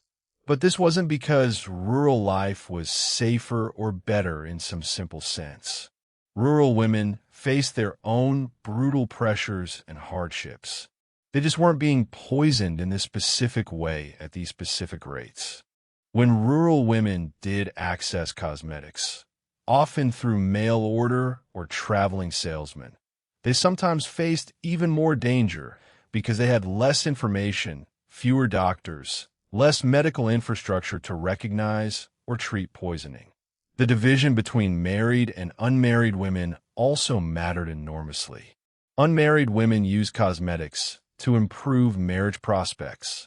This was understood, accepted, part of the game. Once married, the pressure shifted. Some women reduced cosmetic use after marriage, having achieved the main goal. Others continued or intensified it, trying to maintain their husband's interest, competing with younger unmarried women, dealing with the appearance changes from pregnancy and childbearing. But married women had one advantage. If they became ill from cosmetics, they had someone obligated to care for them, to pay for treatment, to support them financially. Unmarried women who became too sick to work simply fell through the cracks, ended up in charity hospitals or workhouses, died unnoticed. The statistics we have on cosmetic poisoning deaths are certainly undercount, and they probably undercount unmarried working women most severely. There's also a divide between women who worked in public-facing positions and those who didn't. A domestic servant working in a kitchen didn't face the same cosmetic pressure as a shop assistant or a governess. A factory worker in a textile mill wasn't being judged on her appearance the way a teacher or a clerk was. The women whose faces were most visible, most scrutinized, most tied to their economic survival were the ones most pressured to use cosmetics and therefore most exposed to poisoning. This created a perverse situation where women in relatively better positions, not wealthy, but working in respectable, semi-professional roles, were more at risk than women in lower status but less appearance-focused work. Age created another division. Young women were the primary target market for cosmetics, and they were also the most vulnerable to social pressure. A teenager entering the marriage market or the workforce was desperate to look right, to fit in, to meet standards. She was less likely to question product safety, less likely to recognize poisoning symptoms, less experienced in pushing back against marketing claims. Older women who'd been using cosmetics for years had accumulated more poison, but also had more knowledge. They'd seen friends get sick, had read the warnings, had their own symptoms to interpret. They might continue using cosmetics anyway, trapped by habit or desperation, but they were making more informed bad choices rather than ignorant ones. Children were also affected, though we talk about this less. Upper-class children were sometimes subjected to cosmetic treatments, particularly for skin conditions that contained lead or mercury. The developing bodies of children were more vulnerable to poisoning, accumulated damage faster, suffered more severe effects. And children of cosmetics workers were exposed through their parents, through contaminated clothing and hands, through living in environments saturated with toxic dust. The geographic divide mattered too. Different countries had different levels of regulation, different medical infrastructures, different cultural attitudes toward cosmetics. England, for instance, had more public health infrastructure than many places, more medical journals documenting poisoning cases, more public debate. But enforcement was weak, industry influence strong, so knowing about the problem didn't translate into solving it. In the United States, the federal government had virtually no regulatory authority over cosmetics until well into the 20th century. State and local regulations varied wildly. You could have one city with strict rules and another 50 miles away with none at all. Colonial contexts created particularly brutal divisions. European and American women in colonies often used cosmetics to maintain their cultural identity, to distinguish themselves from colonized populations, to signal their racial and class status. The pressure to maintain white European beauty standards was intense, and access to safe products was limited. Meanwhile, colonized women were encountering European cosmetic practices and sometimes adopting them as part of complex negotiations around modernity, status, and resistance. They were inheriting poisonous practices along with the complex colonial power dynamics that made those practices meaningful. The division between knowledge and power is maybe the most important one. The people who knew most about cosmetic poisoning, doctors, chemists, public health officials, journalists investigating the industry, had the least power to change the system. The people who had the most power, factory owners, investors, politicians connected to industry, wealthy men controlling the economic system, were the most insulated from the effects and the least motivated to change anything. And the people suffering the most, working-class women, cosmetics workers, the poor and desperate, had the least knowledge, least access to information, least ability to make truly informed choices, and least power to demand change. This distribution of knowledge, power, and suffering is the fundamental architecture of industrial poisoning, and it hasn't changed as much as we'd like to think. The 19th century cosmetics crisis was a demonstration of how harm flows through social divisions, how it finds the vulnerable and extracts from them, how it protects the powerful while destroying the powerless.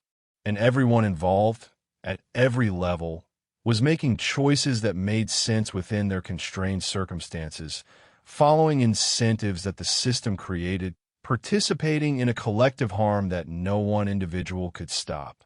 That's the really haunting part as you lie there thinking about it. There weren't really villains in the simple sense. There were systems, incentives, pressures, divisions, all working together to create a machine that turned human insecurity into profit and poisoned both. And we're still living in the world that machine built. Here's the thing that should shift something in your understanding as you lie there, the piece of this story that changes everything once you see it clearly.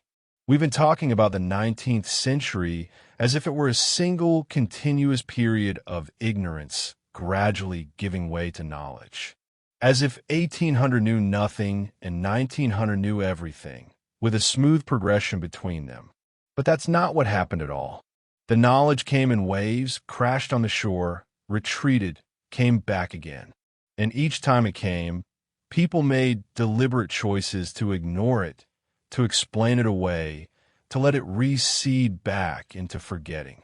The biggest misconception, the one that we inherit and rarely question, is that Victorian people didn't know their cosmetics were poisonous, that they were innocent victims of an ignorance gap, waiting for science to rescue them. But here's the truth that changes the entire story. In 1786, more than a decade before the 19th century even began, a German chemist named Johann Christian Wegeleb published detailed analyses of cosmetic products showing their toxic ingredients. He named specific popular products. He described the health effects. He published his findings in widely circulated scientific journals. In 1820, a British chemist named Frederick Acomb published a book called A Treatise on Adulterations of Food and Culinary Poisons. It included a whole section on cosmetics. He chemically analyzed popular face powders, rouges, and hair dyes. He identified the toxic metals in them. He connected them to documented cases of illness and death. The book was a bestseller, went through multiple editions, was reviewed in mainstream newspapers. People read it, discussed it at dinner parties, referenced it in letters and diaries. And the cosmetics industry barely hiccuped. Sales continued. Production expanded. New brands emerged.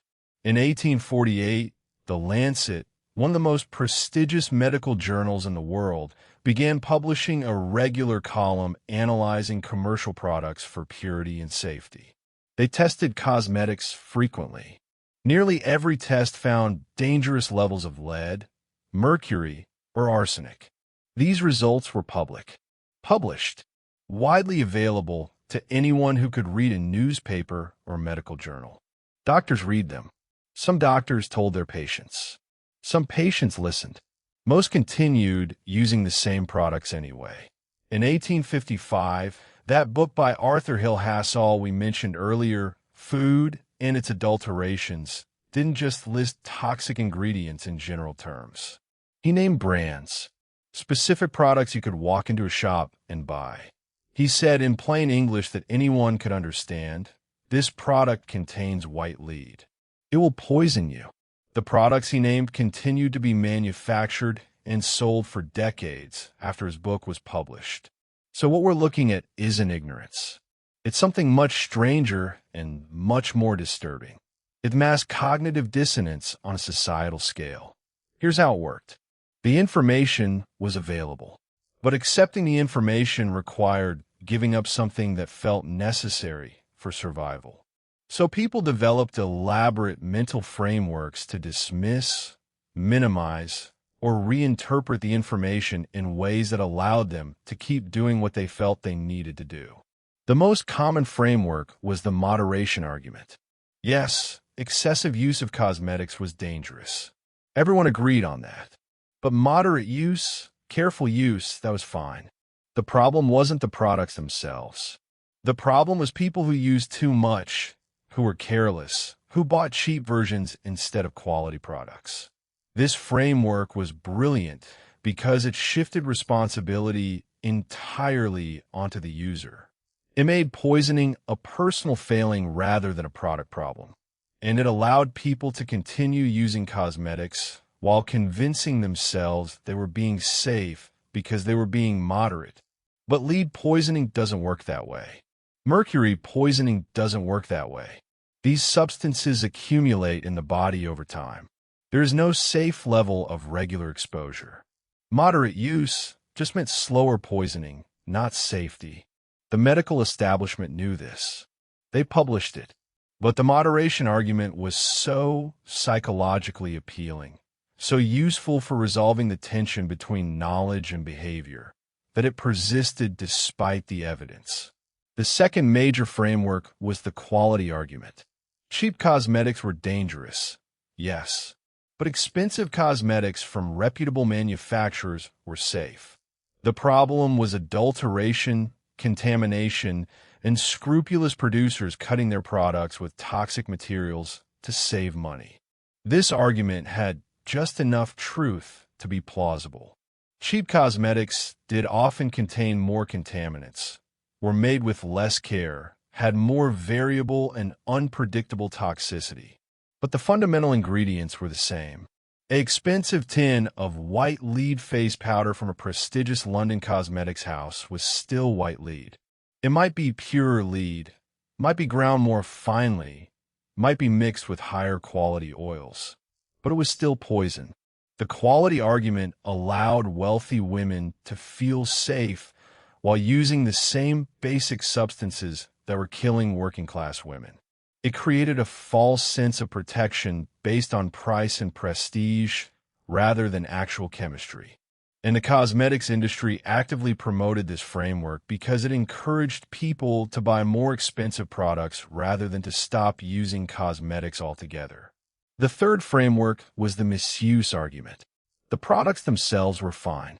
The problem was people who didn't follow instructions, who applied cosmetics incorrectly, who left them on too long, who didn't clean their skin properly afterward. This framework was particularly insidious because it contained real practical advice that did reduce harm somewhat. If you're going to use lead-based face powder, washing it off thoroughly every night does reduce skin absorption compared to sleeping in it. Using less does reduce exposure compared to heavy application. So the advice seemed to work. Women who followed these guidelines probably did experience somewhat less severe poisoning than women who didn't. But less severe poisoning is still poisoning. The framework created the illusion of safety through proper use, when actual safety required not using the products at all. The fourth framework, and this one is particularly telling, was the natural beauty argument. Truly beautiful women didn't need cosmetics. Cosmetics were for women who were trying to hide defects, to artificially create beauty they didn't naturally possess.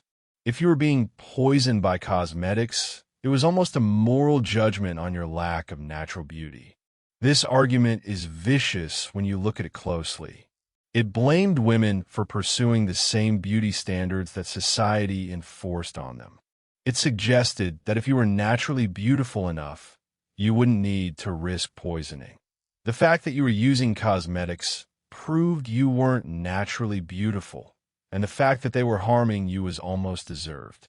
But at the same time, natural beauty was defined as looking like you were wearing cosmetics. The ideal face was pale, smooth, unblemished, with rosy cheeks and red lips. Most women could not achieve that look without cosmetics, because most women did not naturally look like painted porcelain dolls. So the standard demanded artificial enhancement while condemning the artificiality. Women were caught in an impossible bind, and the natural beauty argument made it their fault for being caught. Now here's what really breaks the misconception wide open. In 1869, the New York Times published an article titled "The Arsenic Eaters." It was about the practice of eating arsenic wafers for complexion enhancement. The article explained exactly how arsenic poisoning worked.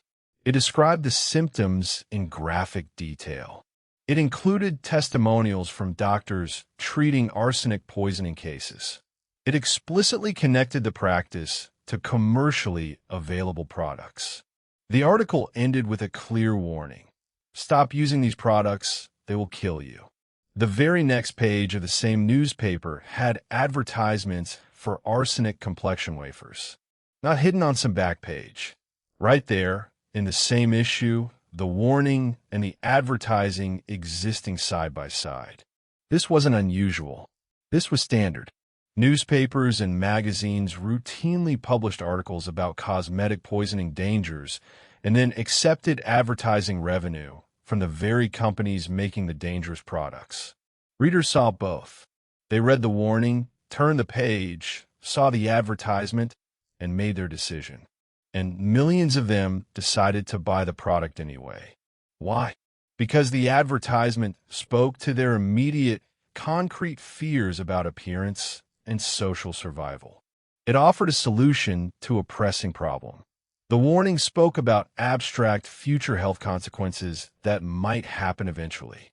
Immediate concrete fear beats abstract future danger almost every time in human decision-making. The cosmetics companies understood this. Their advertising was specifically designed to amplify immediate appearance fears. Will he notice your freckles? Will they see your rough skin? Will you lose him to a younger, prettier rival? These advertisements created urgency, crisis, immediate threat. The medical warnings couldn't compete with that psychological intensity. Here's another piece that shatters the ignorance narrative. In 1877, the British Medical Association published a comprehensive report on cosmetic poisoning. It included case studies, chemical analyses, mortality statistics, and specific product warnings. The report was sent to every registered physician in Britain. It was covered in major newspapers. It was discussed in Parliament. And in the year following the report's publication, cosmetic sales actually increased. Not despite the report. In some ways, because of it. The publicity around the report raised awareness of cosmetics in general. It got people talking about beauty products, thinking about their own appearance, noticing what others were using. The industry seized on this attention and launched new marketing campaigns specifically addressing the safety concerns. New improved formula, free from harmful substances. The new formulas were often chemically identical to the old ones. The companies just changed the marketing language. But people wanted to believe. They wanted a way to use cosmetics safely. So they believed the new claims, or chose to believe them, or pretended to believe them because it resolved the psychological tension. The report that was supposed to reduce cosmetic use ended up creating market opportunity. This pattern repeated throughout the century. Every scandal, every exposure, every medical warning was eventually absorbed by the market and converted into new marketing opportunities. Physician recommended, scientifically formulated, pure and safe. The language of safety became a selling point, often with no change to the actual product formulation. So when we ask why the 19th century kept poisoning itself with cosmetics despite knowing the dangers, we're asking the wrong question. The right question is, what kind of society creates conditions where people knowingly poison themselves because the alternative seems worse?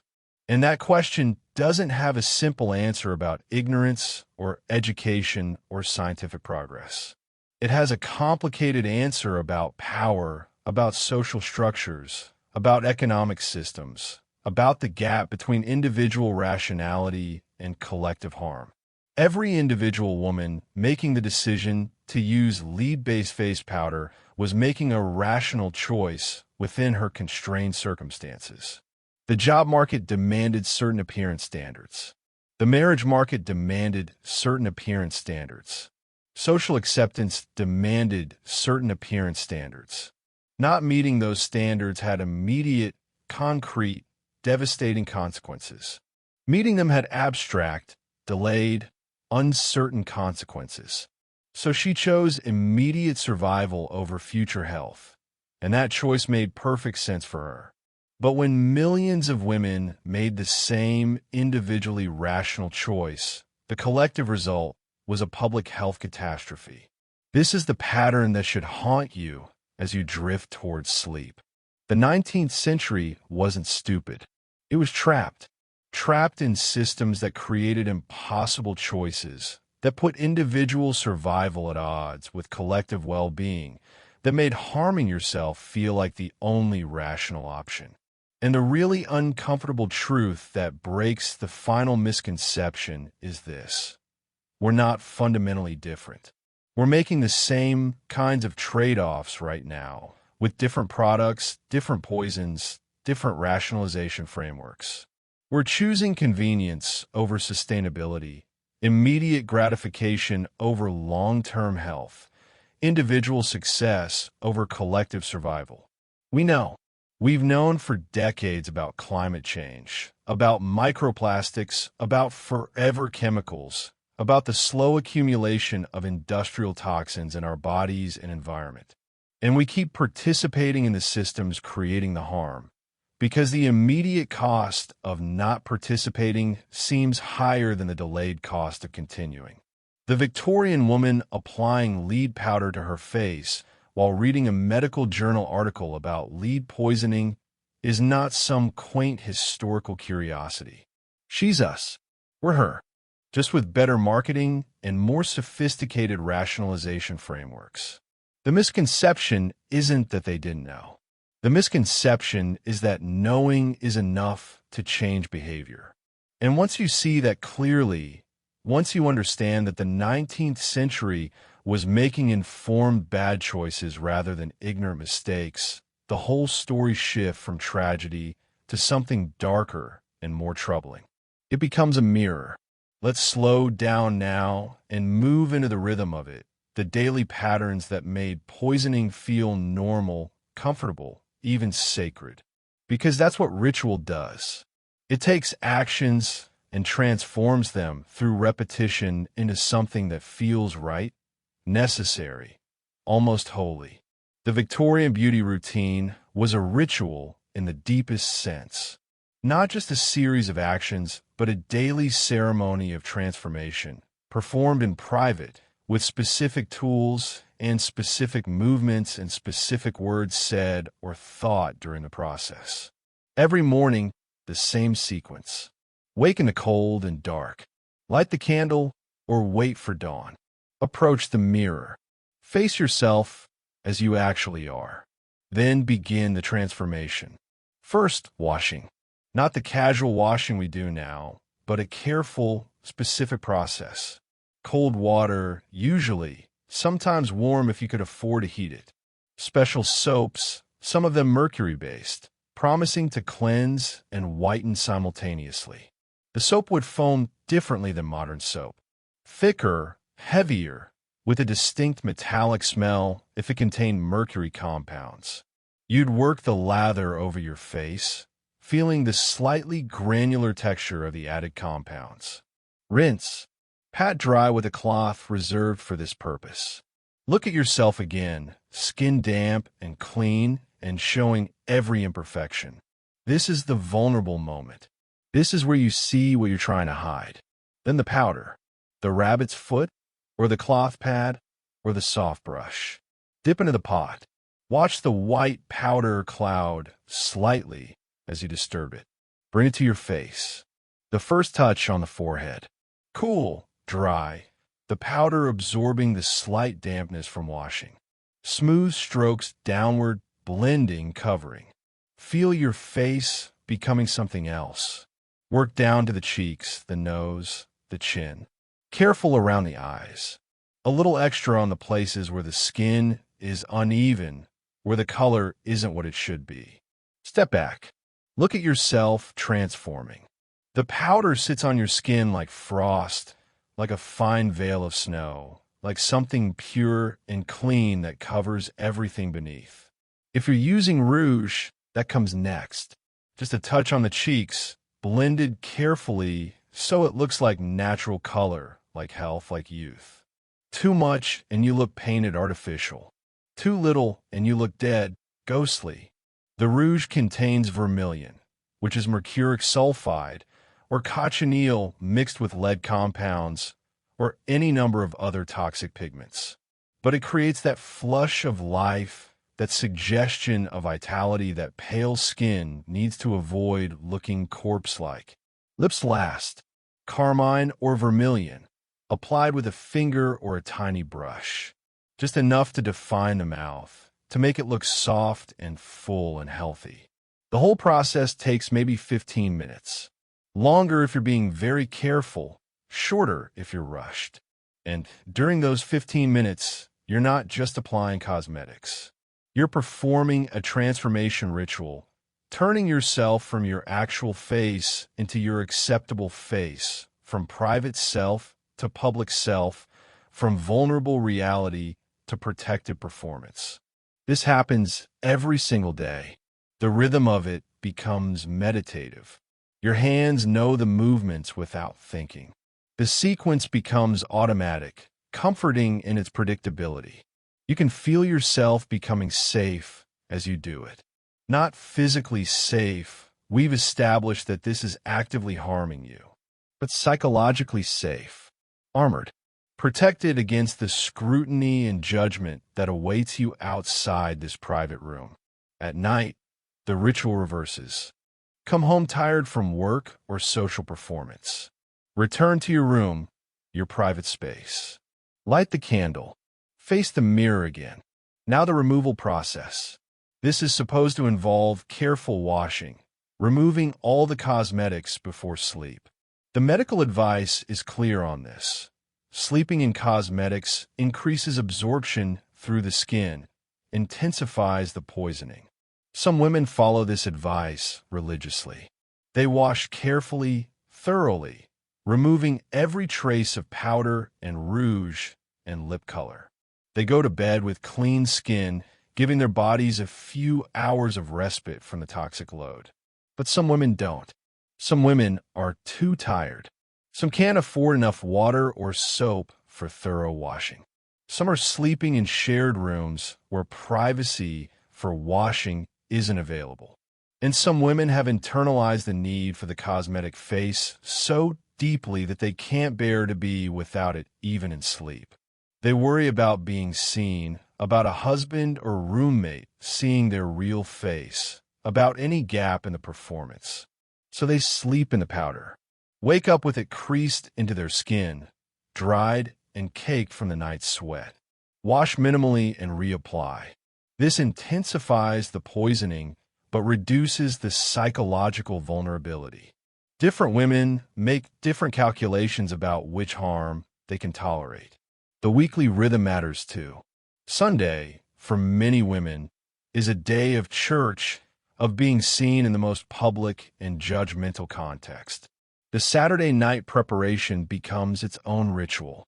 Extra care taken with the cosmetic application, ensuring it will last through the long church service, through the social interaction afterward. Some women apply extra layers on Saturday night and Sunday morning, building up coverage that won't fade or smudge during the day's activities.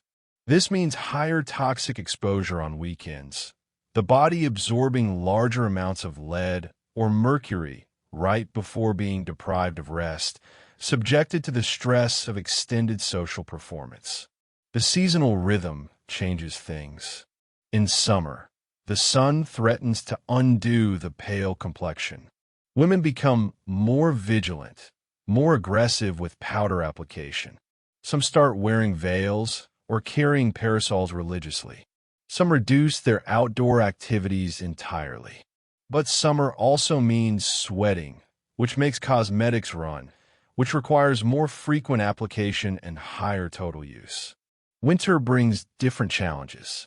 Cold air makes skin redder, more blotchy, requires more coverage. But winter also means less sweating, longer-lasting application. Some women find winter easier for maintaining their cosmetic face. The seasonal adjustment of cosmetic use creates peaks and valleys in poisoning exposure. Moments when the body is hit harder and moments when it has slightly more opportunity to recover.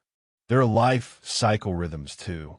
Young women just starting cosmetic use, approaching the marriage market, learning the rituals from mothers, aunts, older friends. The teaching of cosmetic application is an initiation into womanhood, into the performance requirements of adult female life. A mother showing her daughter how to apply powder is passing down a tradition, yes, but she's also passing down a poisoning practice. The knowledge transfer is also a harm transfer. Marriage creates a shift in the ritual. Some women reduce cosmetic use after securing a husband. Others intensify it, trying to maintain the appearance that attracted him. Pregnancy and childbearing create their own patterns. Some doctors advised against cosmetic use during pregnancy, worried about effects on the developing child. Some women follow this advice. Others couldn't afford to look sick or tired or old during pregnancy when their husband might be looking elsewhere. Aging brings the most desperate intensification of the ritual.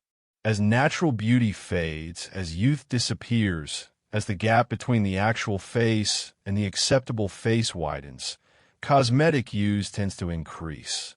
Older women use more powder, try and cover more imperfections. More rouge, try to restore faded color. More lip color, trying to counteract thinning lips. And because they've often been using these products for years or decades, they've already accumulated significant toxic damage. Their bodies are less able to handle the increasing exposure. The poisoning accelerates right when they're most vulnerable. But stopping feels impossible. Stopping means revealing the aging face, means admitting to time's passage, means giving up the fight to remain visibly valuable. So the ritual continues, day after day, year after year, decade after decade, until illness or death or some external intervention finally breaks the pattern. The ritual has its own calendar of special occasions. Weddings, balls, important dinners, any event where appearance is especially scrutinized. These occasions demand extra preparation, extra care, extra cosmetic use. Women prepare for days. They might try new products, experiment with techniques, build up layers of coverage. These special occasions create spikes in toxic exposure, moments when the body is hit with much higher than usual amounts of lead or mercury or arsenic. And the occasions are stressful anyway, raising heart rate, increasing blood flow, which actually increases the absorption of toxins through the skin. So the moments when women most want to look their best are often the moments when they're poisoning themselves most intensely. There are social rituals around cosmetic use too. Women sharing products, recommending brands, teaching each other techniques. This creates community, connection, mutual support, but also spreads the harm. When one woman finds a product that creates especially good results, she shares it with friends. If that product is especially toxic, she's effectively spreading poisoning through her social network. The bonds of female friendship become vectors for harm transmission. There are also rituals of concealment. The elaborate social dance of pretending you're not wearing cosmetics, while obviously wearing cosmetics, of maintaining the fiction of natural beauty while everyone knows it's achieved through art. Women develop coded language for discussing cosmetics, euphemisms that allow them to share information without admitting to vanity. Complexion care instead of makeup, skin health instead of whitening, natural enhancement instead of painting. This linguistic ritual creates plausible deniability, but also makes it harder to talk honestly about the dangers, harder to admit you're being harmed by something you're not supposed to be doing anyway. The rhythm of purchase and consumption creates its own ritual cycle.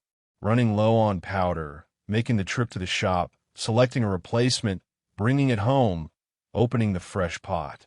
The anticipation of a new product. The hope that this one might be better, safer, more effective. The brief fantasy that this time you've found the solution that will give you beauty without cost.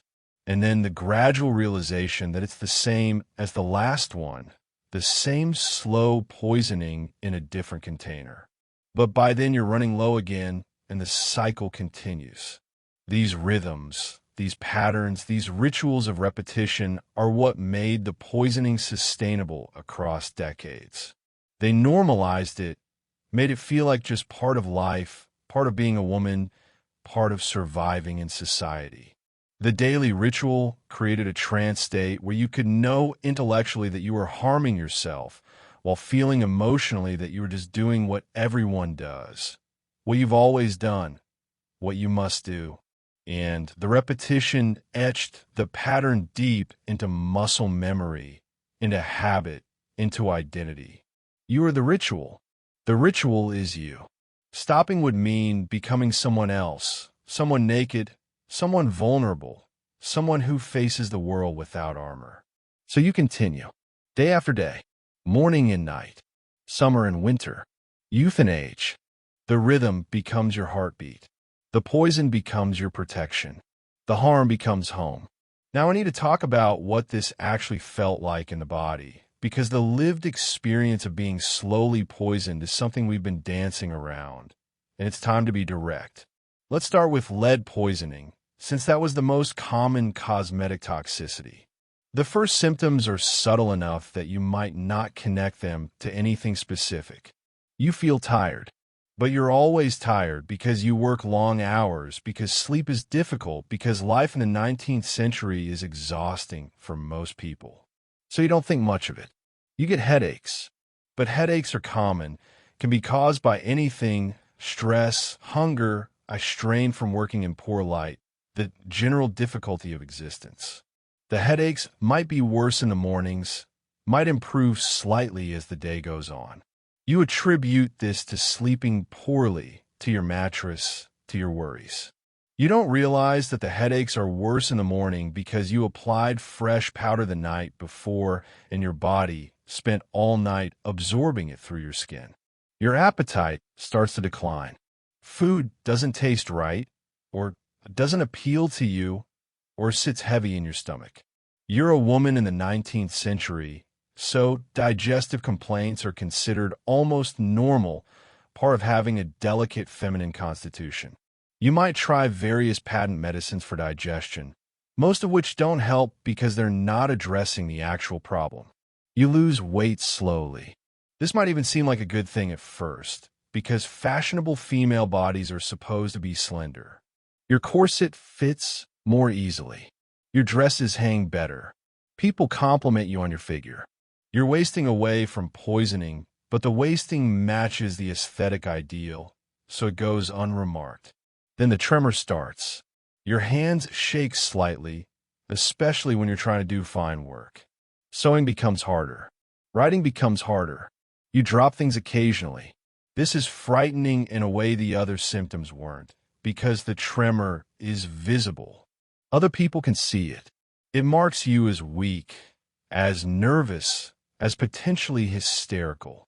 If you're wealthy enough to see a doctor, he might diagnose you with female nervousness or hysteric tendencies. The prescribed treatment is often rest, perhaps a change of air, maybe a tonic. The tonic might contain more mercury or lead, because many patent medicines do. So you're being prescribed poison to treat poisoning. The abdominal pain begins as a dull ache, then develops into cramping, then into episodes of severe pain that double you over. This is called painter's colic in men exposed to lead paint, but in women it's often confused with menstrual pain or reproductive problems. You might be told it's a uterine complaint, that it's natural for women to suffer this way. That pain is part of the female condition. The pain is actually your intestines spasming, your digestive system being damaged by accumulated lead. Constipation becomes severe, can last for days. When you finally do pass stool, it might be black or dark gray from the lead compounds. You probably don't know that this is significant, might not even notice the color change. Your gums start to show a blue-gray line where they meet your teeth. This is called the lead line, and it's a clear diagnostic sign to anyone who knows what they're looking at. But you probably don't look at your gums closely. You might not notice, or if you do, you might attribute it to poor oral hygiene or just aging. Your teeth start to loosen. Your breath smells metallic. You have a constant bad taste in your mouth, like you've been sucking on a penny. The muscle weakness progresses. Your hands and feet feel heavy. Climbing stairs becomes difficult. You tire easily from any physical exertion. This is being attributed to your constitution, to feminine weakness, to the general female tendency toward delicacy and frailty. You're not weak because you're female. You're weak because you're being poisoned. But the symptom matches the gender stereotype, so the real cause goes unrecognized. The cognitive effects are perhaps the most insidious because they're the hardest to recognize in yourself. Your memory starts to fail. You forget things, lose track of conversations, can't recall details you should know. You attribute this to stress, to being scattered, to having too much on your mind. Your thinking becomes slower, foggier. Complex problems that you used to handle easily now seem overwhelming. You struggle to focus, to concentrate, to hold thoughts in your head. You might be labeled as stupid, as simple, as not very bright. This label sticks, shapes how others treat you, shapes how you think of yourself.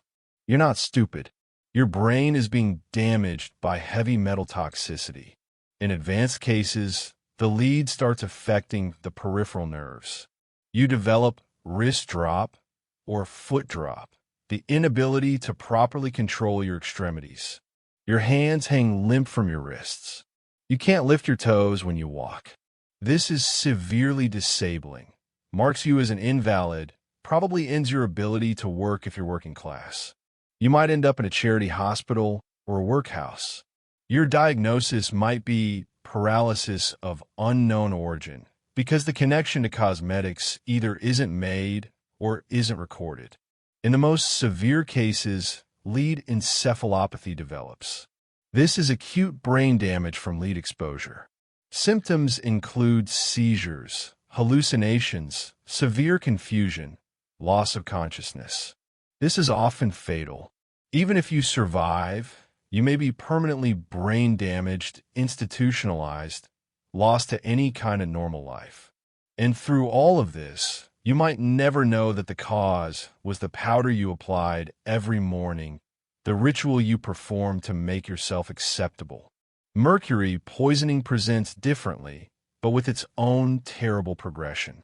Mercury is more likely to be absorbed through skin than lead, so cosmetics containing mercury, skin lightening creams, some rouges, hair dyes, cause symptoms more directly related to the application site.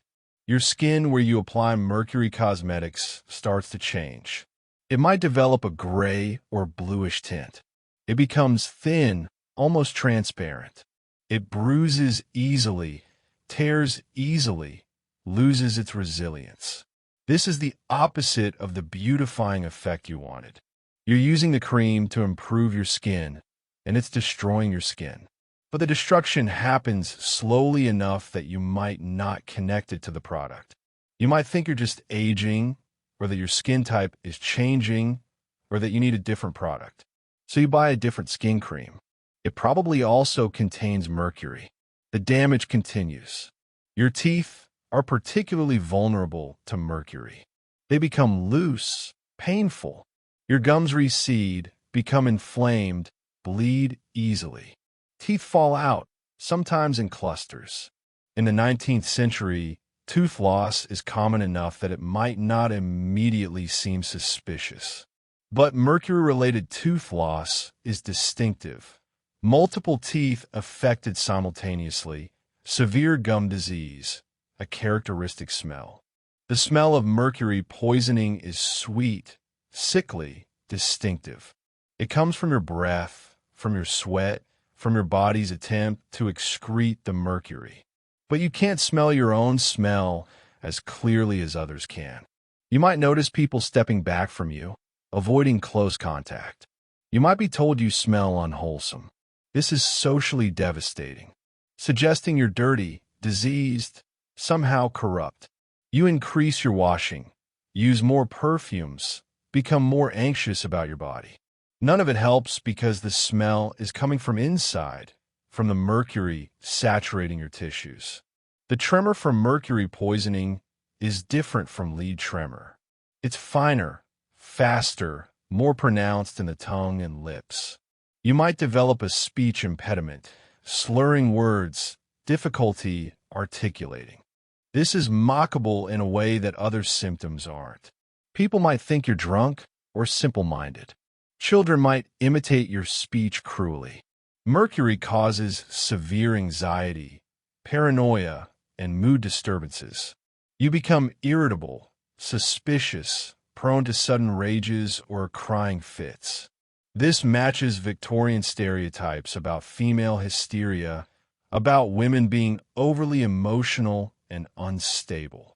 So the symptoms are interpreted through that lens rather than recognized as poisoning. You might be told to control yourself, to be more rational, to stop being so emotional. You're not being emotional. You're being poisoned. The mercury is damaging your brain's ability to regulate mood. In severe cases, mercury causes hallucinations, delusions, severe personality changes. This might result in institutionalization in an asylum. 19th century asylums are full of women diagnosed with hysteria, mania, or melancholia who may actually be suffering from heavy metal poisoning. But once institutionalized, once labeled as mad, your testimony about your own experience becomes invalid. You might tell doctors that you think the cosmetics made you sick, but you're a madwoman. So who would believe you?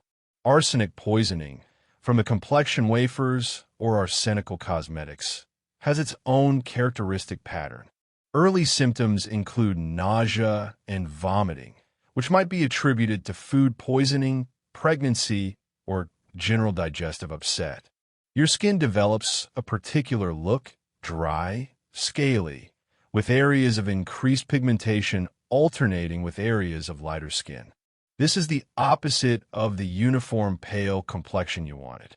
You might increase your cosmetic use, trying to even out the skin tone, which increases the poisoning. Your hair starts to fall out. Not all at once, but gradually thinning, becoming brittle and weak. This is catastrophic for women in a culture that values long, thick hair as a feminine beauty marker. You might buy hair tonics or treatments to restore your hair. Many of these contain lead or mercury. You're treating arsenic poisoning with additional poisons. Arsenic affects the peripheral nerves, causing burning sensations in the hands and feet, tingling, numbness. This is painful, disturbing, frightening. You might be told it's rheumatism or neuralgia or some other vague diagnosis. The treatment might be more tonics, more patent medicines, more substances that don't help and might harm. Chronic arsenic exposure can cause cancer, though the 19th century doesn't fully understand the connection. You might develop skin cancers years after stopping arsenic use, never connecting them to the complexion wafers you ate decades earlier. The fear that accompanies these symptoms is perhaps harder to bear than the symptoms themselves. You know something is wrong with your body. You can feel yourself declining, weakening, changing, but you can't identify the cause, can't get a clear diagnosis, can't find effective treatment. If you do suspect the cosmetics, admitting it means admitting that you've been vain, foolish, that you've harmed yourself for beauty. There's shame attached to that admission, social judgment. You might hide your suspicions, continue using the cosmetics because the fear of social judgment seems worse than the fear of continued poisoning. Or you might stop using cosmetics and then watch helplessly as the symptoms continue anyway, because the damage is already done, the poison already accumulated in your tissues.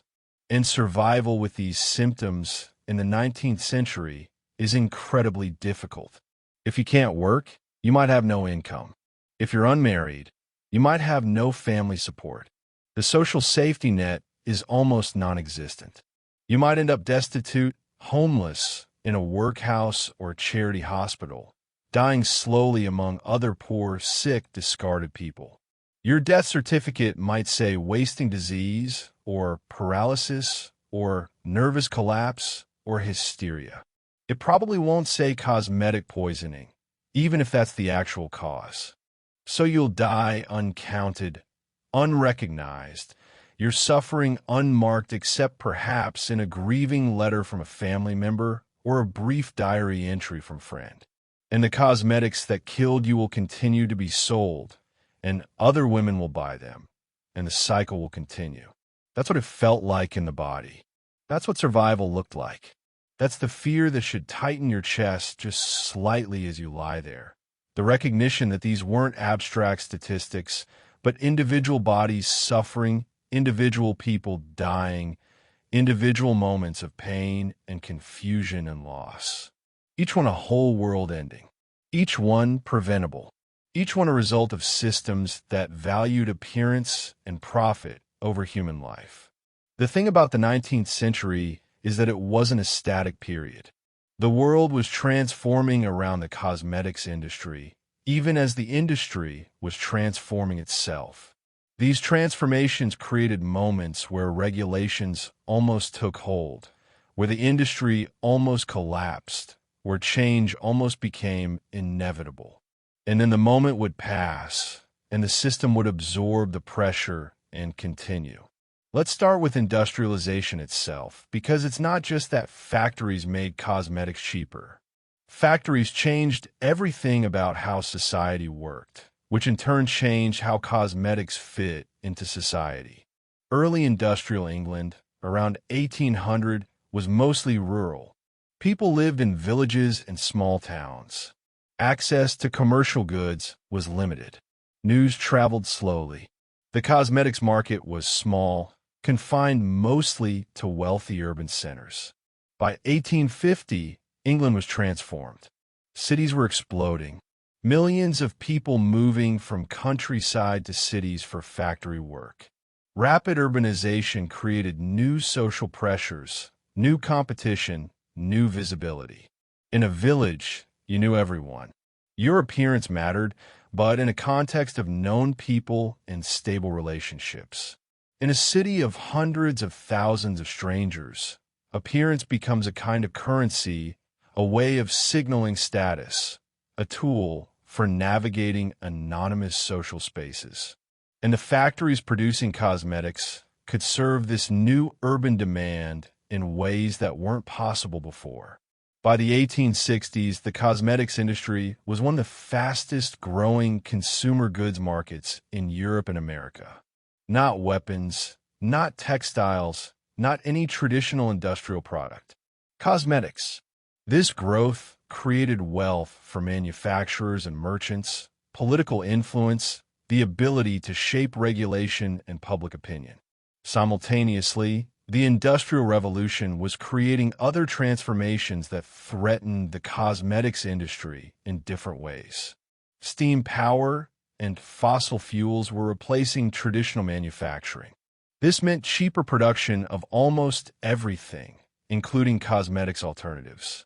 In 1860, a German chemist developed synthetic indigo dye. This was revolutionary. It meant you could make brilliant, stable colors without relying on expensive natural dyes. The cosmetics industry started experimenting with synthetic pigments. Some of these synthetic pigments were safer than lead or mercury, but many were not. And the transition wasn't driven by safety concerns. It was driven by cost and availability.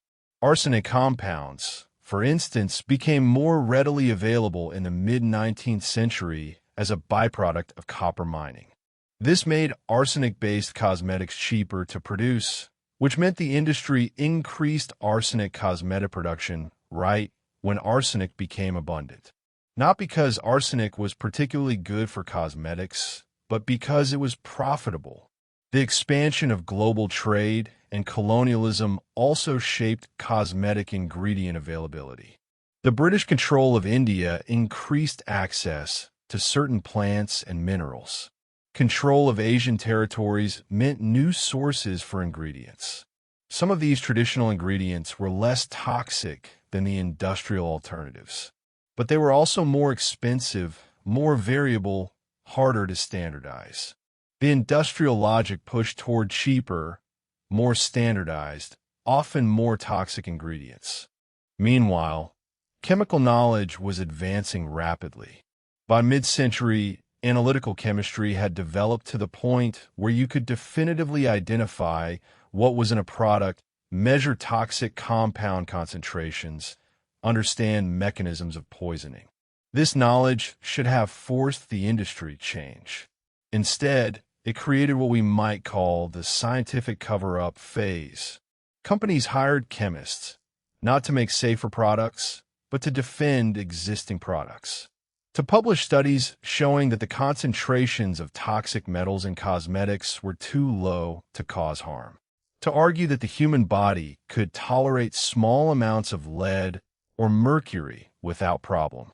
Some of this was genuine scientific disagreement. Toxicology is a complex field, and there was genuine uncertainty about threshold effects, about how much exposure is actually dangerous. But much of it was more cynical. Companies funded research they knew would reach pro-industry conclusions. They published selective data. They created scientific-sounding arguments for why their products were safe when the actual evidence suggested they were dangerous. This is the birth of what we now call manufactured doubt. The industry was using science not to improve products, but to create confusion about product safety. The expansion of print media in the 19th century amplified this dynamic. More newspapers, more magazines, more ability for companies to reach consumers directly through advertising. By 1880, major magazines had entire sections devoted to cosmetic advertisements. Fashion magazines published beauty advice columns. The advertisements became more sophisticated, more targeted, more emotionally manipulative. This media power allowed the industry to frame the conversation about cosmetics, not as poison, but as beauty, health, self-improvement, modernity. Any medical article warning about cosmetic dangers will be drowned out by hundreds of advertisements celebrating cosmetic benefits. The growth of department stores created another transformation. By the 1870s and 80s, major cities had large, well-lit, prestigious retail spaces dedicated entirely to selling goods to the middle and upper classes. Cosmetics became respectable retail products, sold in respectable stores by respectable merchants. This legitimacy mattered enormously. If Harrods in London is selling face powder, it must be safe, right? The department store created the brand. It created the ability to charge premium prices based on reputation rather than actual product quality. A tin of face powder sold under a prestigious brand name in a prestigious store could cost 3 times what chemically identical powder costs from a shopkeeper without a brand. And the more expensive version would sell better, because consumers associated higher price with higher quality and therefore higher safety. This pricing strategy allowed the industry to maximize profit from different market segments simultaneously. Premium brands for wealthy consumers, cheap brands for working-class consumers, all with similar or identical formulations. The wealthy felt safe because they were paying more. The working class was poisoned anyway, but accepted it because they couldn't afford anything else. Transportation improvements also mattered. Better roads, railways, steamships meant cosmetics could be manufactured in one location and distributed globally. Local cosmetics makers couldn't compete with industrial production. This consolidated the industry, gave power to the largest manufacturers, eliminated the smaller competitors who might have been more cautious about safety. The growth of medical professions created pressure in multiple directions simultaneously. More doctors meant more diagnosis of cosmetic poisoning. More medical journals meant more documentation of cases. More professional organizations meant more pressure for regulation and safety standards. But more medical professionals also meant more potential for industry capture. Cosmetics companies could hire respected doctors as consultants, could publish in medical journals if they funded the research, could lobby professional organizations. The medical profession was divided. Some doctors were horrified by cosmetic poisoning and campaigned for bans. Others saw cosmetics as a legitimate medical use and worked with companies to improve products. This division prevented unified professional action against the industry. The legal and regulatory environment was also transforming, though frustratingly slowly. In 1860, Britain passed the Adulteration of Food Act, which gave inspectors authority to test food products for harmful adulterants. Cosmetics were not explicitly included, but the law created a model that could be extended. For the next few decades, there was pressure in Britain to expand cosmetic regulation. In 1875, the Sale of Food and Drugs Act specifically included cosmetics and medicines. It made it illegal to sell adulterated cosmetics. It gave authorities the power to seize dangerous products. This should have been transformative. This should have ended the marketing of overtly toxic cosmetics. Instead, the industry found workarounds. They changed formulations just enough to technically comply with the law while maintaining the same basic toxicity. They found regulatory loopholes. They moved production to less regulated countries. They lobbied for weak enforcement. And the law had almost no enforcement mechanism. There were no dedicated inspectors. Testing was expensive. Prosecution was rare. So despite the law, dangerous cosmetics continued to be sold. In America, the regulatory situation was even more chaotic. Federal authority over commerce was limited. Most regulation happened at state or local level, creating a patchwork of different rules. A product might be banned in New York, but legal in New Jersey. Companies could manufacture in unregulated areas and sell across state lines. Federal authority wouldn't expand until 1906 with the Food and Drug Act, and cosmetics weren't even clearly covered by that.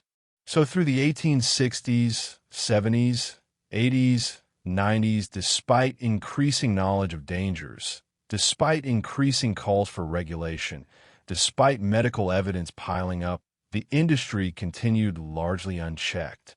The transformation of women's work and social roles also changed the cosmetics dynamic.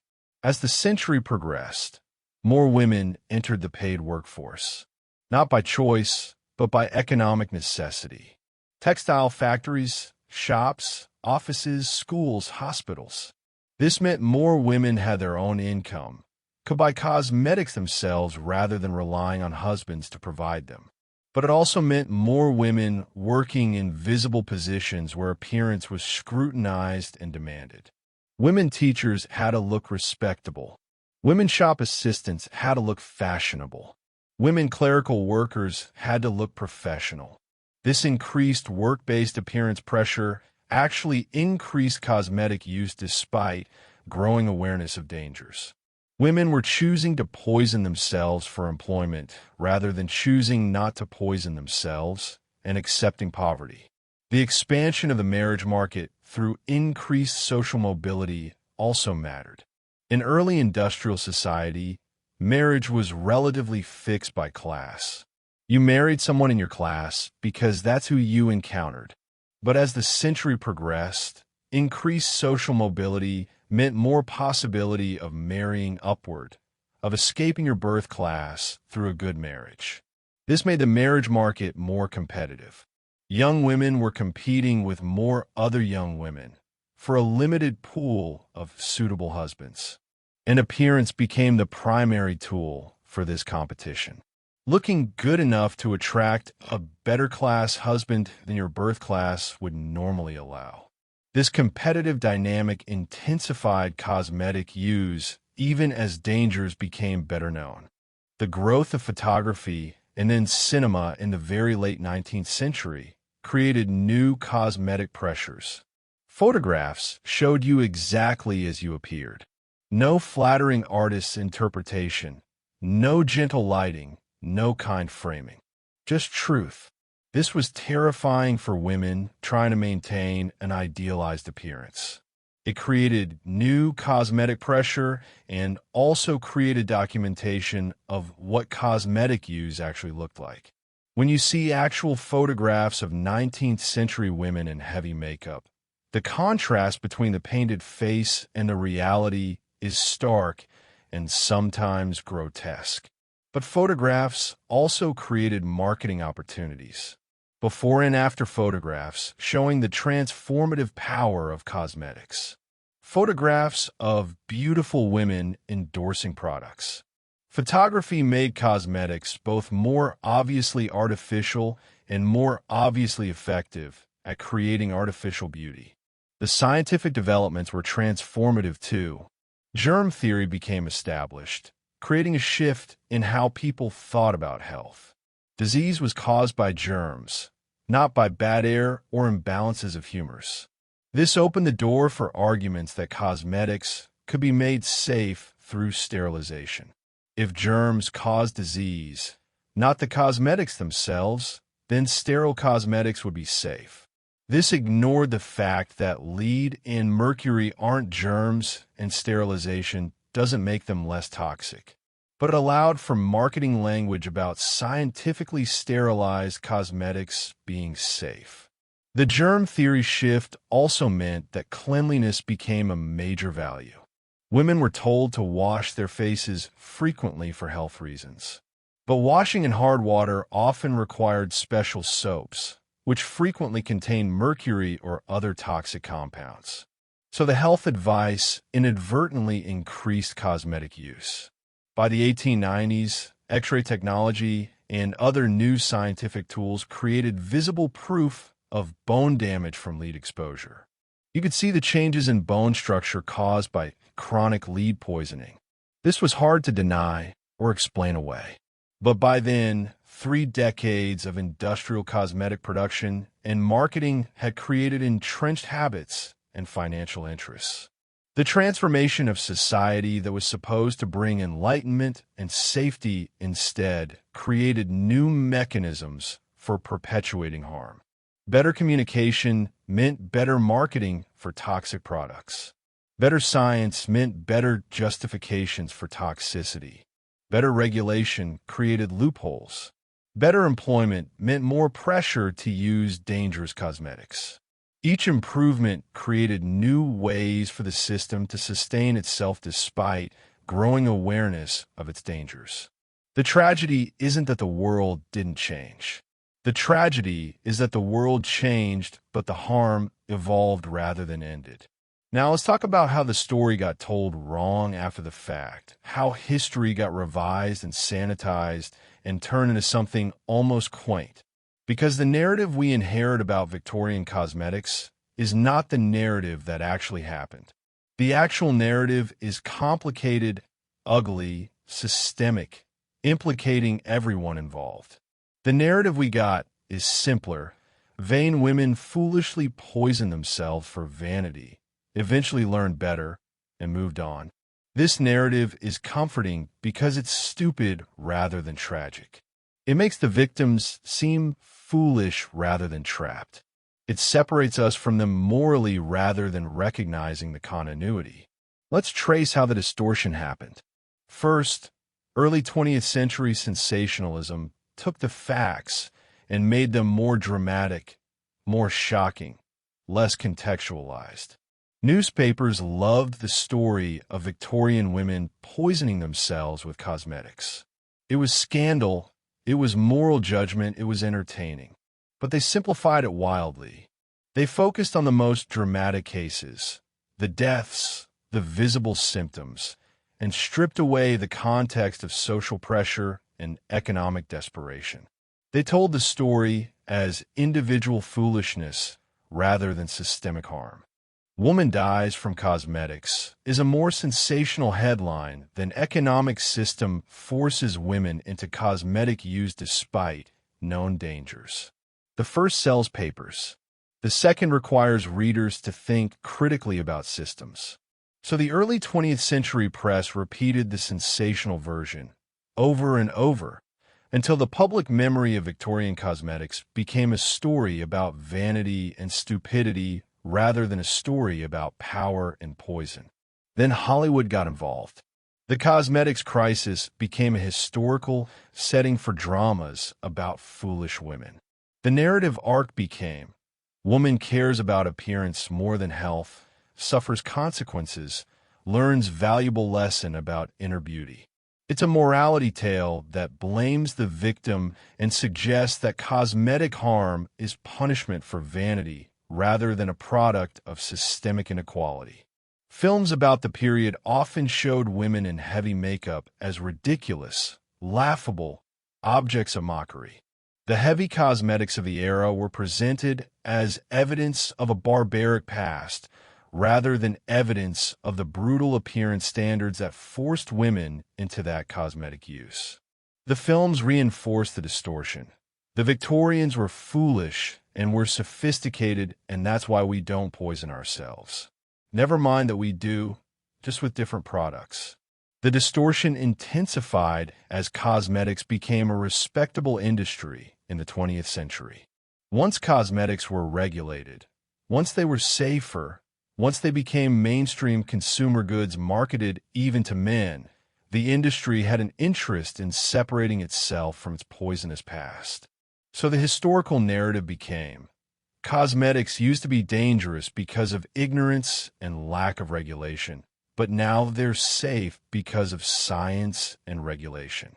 This narrative conveniently ignored the fact that companies knew about the dangers while they continued producing them. It positioned the industry as having grown morally and scientifically, rather than having been forced by legal pressure to make minimal safety improvements while continuing to maximize profit.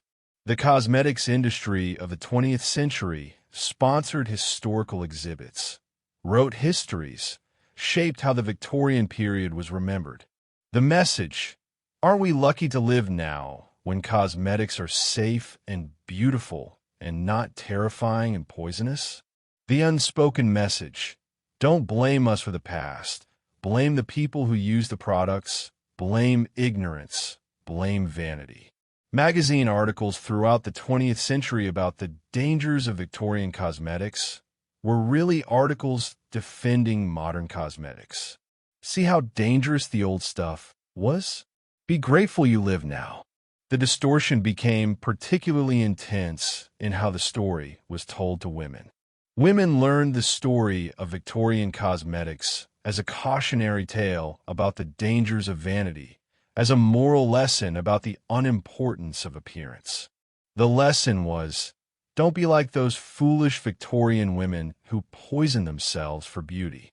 But the actual lesson, that women are systematically pressured to poison themselves for appearance regardless of the century, got lost. Instead, women learned that paying attention to appearance was inherently foolish, that wanting to look good was a sign of vanity and superficiality, that the solution to cosmetic harm was rejecting cosmetics entirely and rejecting the appearance standards that made cosmetics seem necessary. This put the burden on women to individually resist systemic pressure rather than recognizing that the pressure itself is the problem. The educational distortion also affected how men learned about the period. Boys learned about Victorian cosmetics as evidence of female foolishness and weakness. The story became about how women were so vain and so stupid that they poisoned themselves with makeup. This reinforced the gender stereotype that appearance concern is a female vice, that women are uniquely susceptible to vanity, that women's choices about their bodies are stupider than men's choices about theirs. The actual fact that appearance standards were enforced more strictly on women and that cosmetics were forced on women by economic necessity got inverted into a story about women being foolishly vain. By the 1950s and 60s, when second-wave feminism emerged, many feminists pointed to the Victorian cosmetics crisis as evidence of the harms of feminine beauty standards. They used it as an argument for women to stop wearing cosmetics, to stop caring about appearance, to reject the beauty industry. This was a correct instinct. Beauty standards are indeed used to oppress women. Cosmetics can be harmful. The industry does exploit insecurity. But the narrative got distorted in feminist discourse too. Instead of saying beauty standards and appearance pressure are harmful and should be reformed, feminism often said, caring about appearance is inherently vain and foolish. This put feminist women in the position of judging other women for the choices they made about cosmetics, replicating the moralistic judgment that the Victorian period had received. And it didn't actually challenge the systems creating appearance pressure. It just suggested that women should individually resist those pressures through rejecting cosmetics. For women who felt they needed cosmetics for survival, this feminist critique was alienating. It positioned them as vain rather than as pressured, stupid rather than rational within constrained circumstances. By the late 20th century, the cosmetics industry had rehabilitated its image entirely through branding and marketing. Cosmetics became framed as tools of empowerment, expressions of identity, art forms rather than vain attempts to meet beauty standards. The industry acknowledged the dangers of past cosmetics only to contrast them with the safety of modern cosmetics. "We care about your health," the marketing said. "Unlike those old companies, we test our products. We use safe ingredients. We're regulated by authorities." The "unlike those old companies" was doing a lot of work there. It positioned the historical cosmetics crisis as an individual company problem rather than an industry and systemic problem.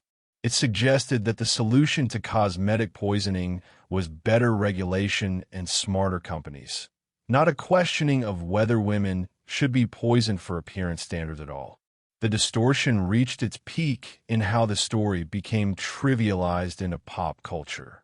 Victorian cosmetics became a joke, a shorthand for vanity and foolishness, something to laugh at. Novelty items were made. Victorian-era cosmetic kits sold as humor. Internet memes mocking how ridiculous Victorian women looked. Comedy sketches about the absurdity of Victorian beauty standards. The tone was always contemptuous mockery. Those silly Victorians, so vain, so foolish, poisoning themselves for beauty. The message being sent was, we're smarter than they were. We don't make those kinds of mistakes. We understand the dangers. But the actual dangers, appearance pressure forcing people into cosmetic use despite known risks, were still present. They just shifted to new cosmetics, new poisons, new risks. And the distorted history served to make people feel superior to the past, to feel like we'd progressed beyond the problems that harmed the Victorians, when in fact we hadn't. We'd just become better at hiding it. The distortion intensified with the rise of social media and image-centric culture. Now women face unprecedented appearance pressure, with algorithmically amplified beauty standards, with cosmetic procedures that are far more invasive than the Victorians ever attempted, with the ability to edit and transform their images until they become unrecognizable. And many are doing it, spending money and time and taking physical risks to meet impossible standards. When criticized, they're told they're making vain choices, that they're buying into harmful beauty standards, that they should be more like the feminists who rejected cosmetics. But they're not choosing vanity. They're responding to the same systemic appearance pressures that trapped Victorian women, just operating through different mechanisms. The distorted history of Victorian cosmetics teaches women to blame themselves for the choices they make under pressure. It teaches them that if they poison themselves, it's their vanity and foolishness, not the system that's creating the pressure and the poisoning. And that's a perfect mechanism for perpetuating harm while maintaining the illusion of progress. We're so much more enlightened than the Victorians, we tell ourselves. Meanwhile, women are getting Botox injections that contain botulinum toxin, a deadly neurotoxin. They're using fillers with unknown long-term effects. They're taking supplements that contain toxic metals. They're breathing in microplastics for makeup, and they're being told that these are choices, that these are empowering, that these are art forms rather than responses to appearance pressure. The distorted history of Victorian cosmetics has made us incapable of seeing the poison in our own time. We've accepted the narrative that the Victorians were foolish and were smart, that they didn't know better and we do, that their suffering was their own fault and ours is different somehow. But the fundamental architecture is the same. Women are still being pressured to meet impossible appearance standards. Women are still poisoning themselves to meet those standards. Women are still being blamed for the poisoning as if it's a personal failing rather than a systemic harm. And the companies making the products, just like in the Victorian era, are profiting from the pressure and the poisoning and the shame. The distortion of history serves the distortion of present reality. By telling ourselves that the Victorians were vain and foolish and stupid, we avoid seeing that we're making very similar choices within very similar systems. And that's perhaps the most poisonous distortion of all. So let's ask the question that should pull at you as the night deepens and your thinking starts to slow. Why did it last so long? Why did the cosmetics poisoning persist for a century despite growing knowledge of dangers? Why wasn't it simply stopped? The answer isn't simple ignorance. We've established that. The answer is more complicated, more systemic, more troubling. Let's start with usefulness. Cosmetics were useful, genuinely useful for the people using them. They allowed women to navigate rigid appearance standards that were encoded into economic survival. That usefulness was real, not illusory. A woman who used cosmetics and secured a good marriage, a respectable position, social acceptance, had genuinely benefited from cosmetics use, even if the cosmetics were poisoning her. The benefit was concrete and immediate. The harm was abstract and delayed. For survival-focused decision-making, the benefit wins. The cosmetics were also useful for the companies making them. Enormously useful. White leaf face powder was cheap to produce and expensive to sell. The profit margins were extraordinary. As the industry grew and industrialized, as fortunes were built on cosmetic sales, as political influence accumulated, the incentive to continue production increased. Companies had everything to lose from admitting danger and everything to gain from sustaining the market. Flexibility also explained survival. The industry was good at adapting. When regulations were passed, they found loopholes. When certain products were condemned, they rebranded. When medical warnings became too loud to ignore, they changed marketing language and found different products. The industry wasn't static. It evolved, adapted, found new ways to serve the same underlying market. The emotional power of appearance pressure also sustained the practice. No amount of medical evidence could compete with the immediate emotional fear of being seen as ugly, of being socially excluded, of being economically doomed by appearing wrong.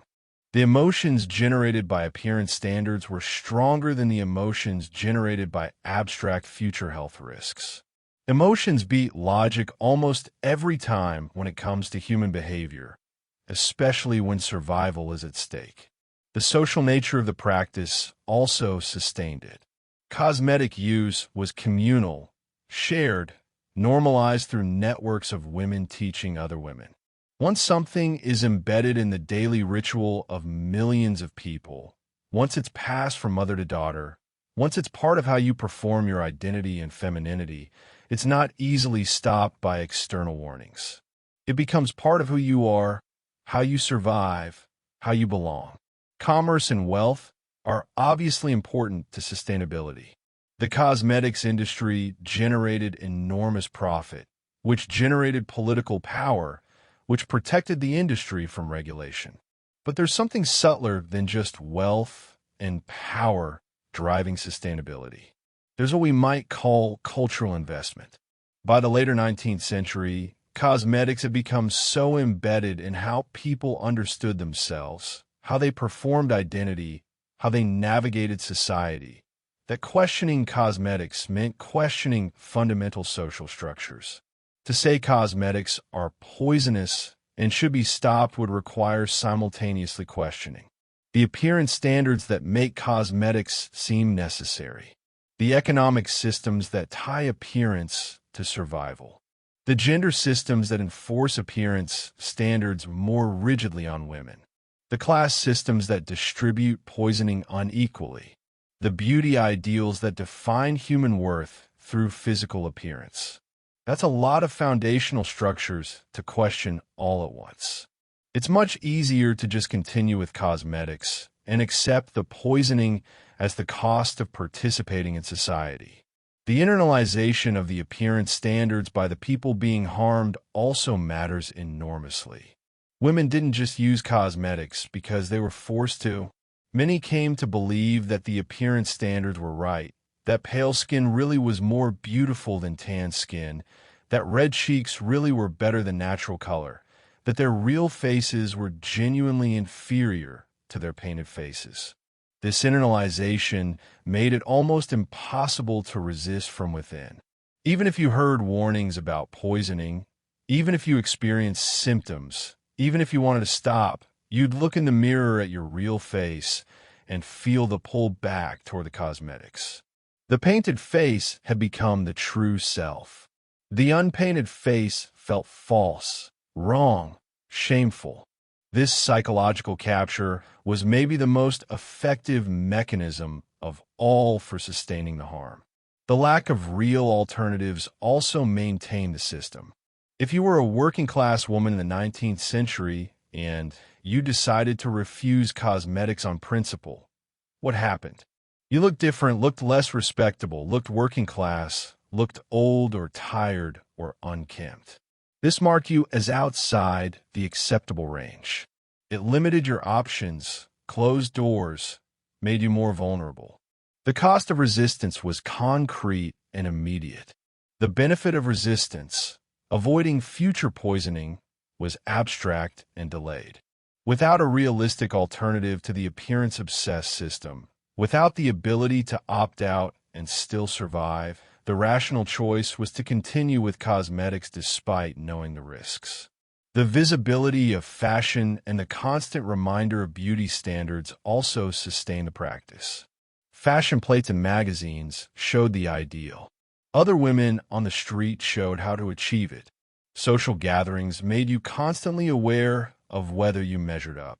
This constant visibility of the ideal, combined with the constant awareness of your own inadequacy compared to it, created psychological pressure that was extremely difficult to resist. The internalization of the gaze, the sense that you were being watched and judged, made cosmetics feel necessary for psychological survival, even if you consciously understood they were physically poisonous. The moral framing also sustained harm. By linking cosmetics to vanity and moral failing, moralists actually made it harder to address cosmetics as a public health problem. If cosmetic use was a moral choice, a choice about being vain rather than virtuous, then addressing it seemed like a matter of individual morality rather than systemic change. Women were told to simply choose virtue, to reject vanity, to stop poisoning themselves through vain choices. This framing ignored that the choices weren't free, that they were constrained by economic and social systems, that individual moral improvement couldn't overcome systemic poisoning. And finally, the simple human capacity for denial sustained the practice. People are extraordinarily good at holding contradictory beliefs simultaneously. I know this is poisoning me, and I'm choosing to use it anyway. I know this is harmful, and I believe it's necessary. I know about the dangers, and I think they won't happen to me. I see other people getting sick, and I convince myself it was something else. Cognitive dissonance is painful, but it's bearable if the alternative, actually changing behavior, seems impossible. So people sustained the dissonance, lived in the contradiction, continued the practice. And the practice sustained itself through the combination of all these mechanisms: usefulness, flexibility, emotional power, social embeddedness, commerce, cultural investment, internalization, lack of alternatives, visibility, moral framing, and denial. No single mechanism was sufficient to sustain the poisoning.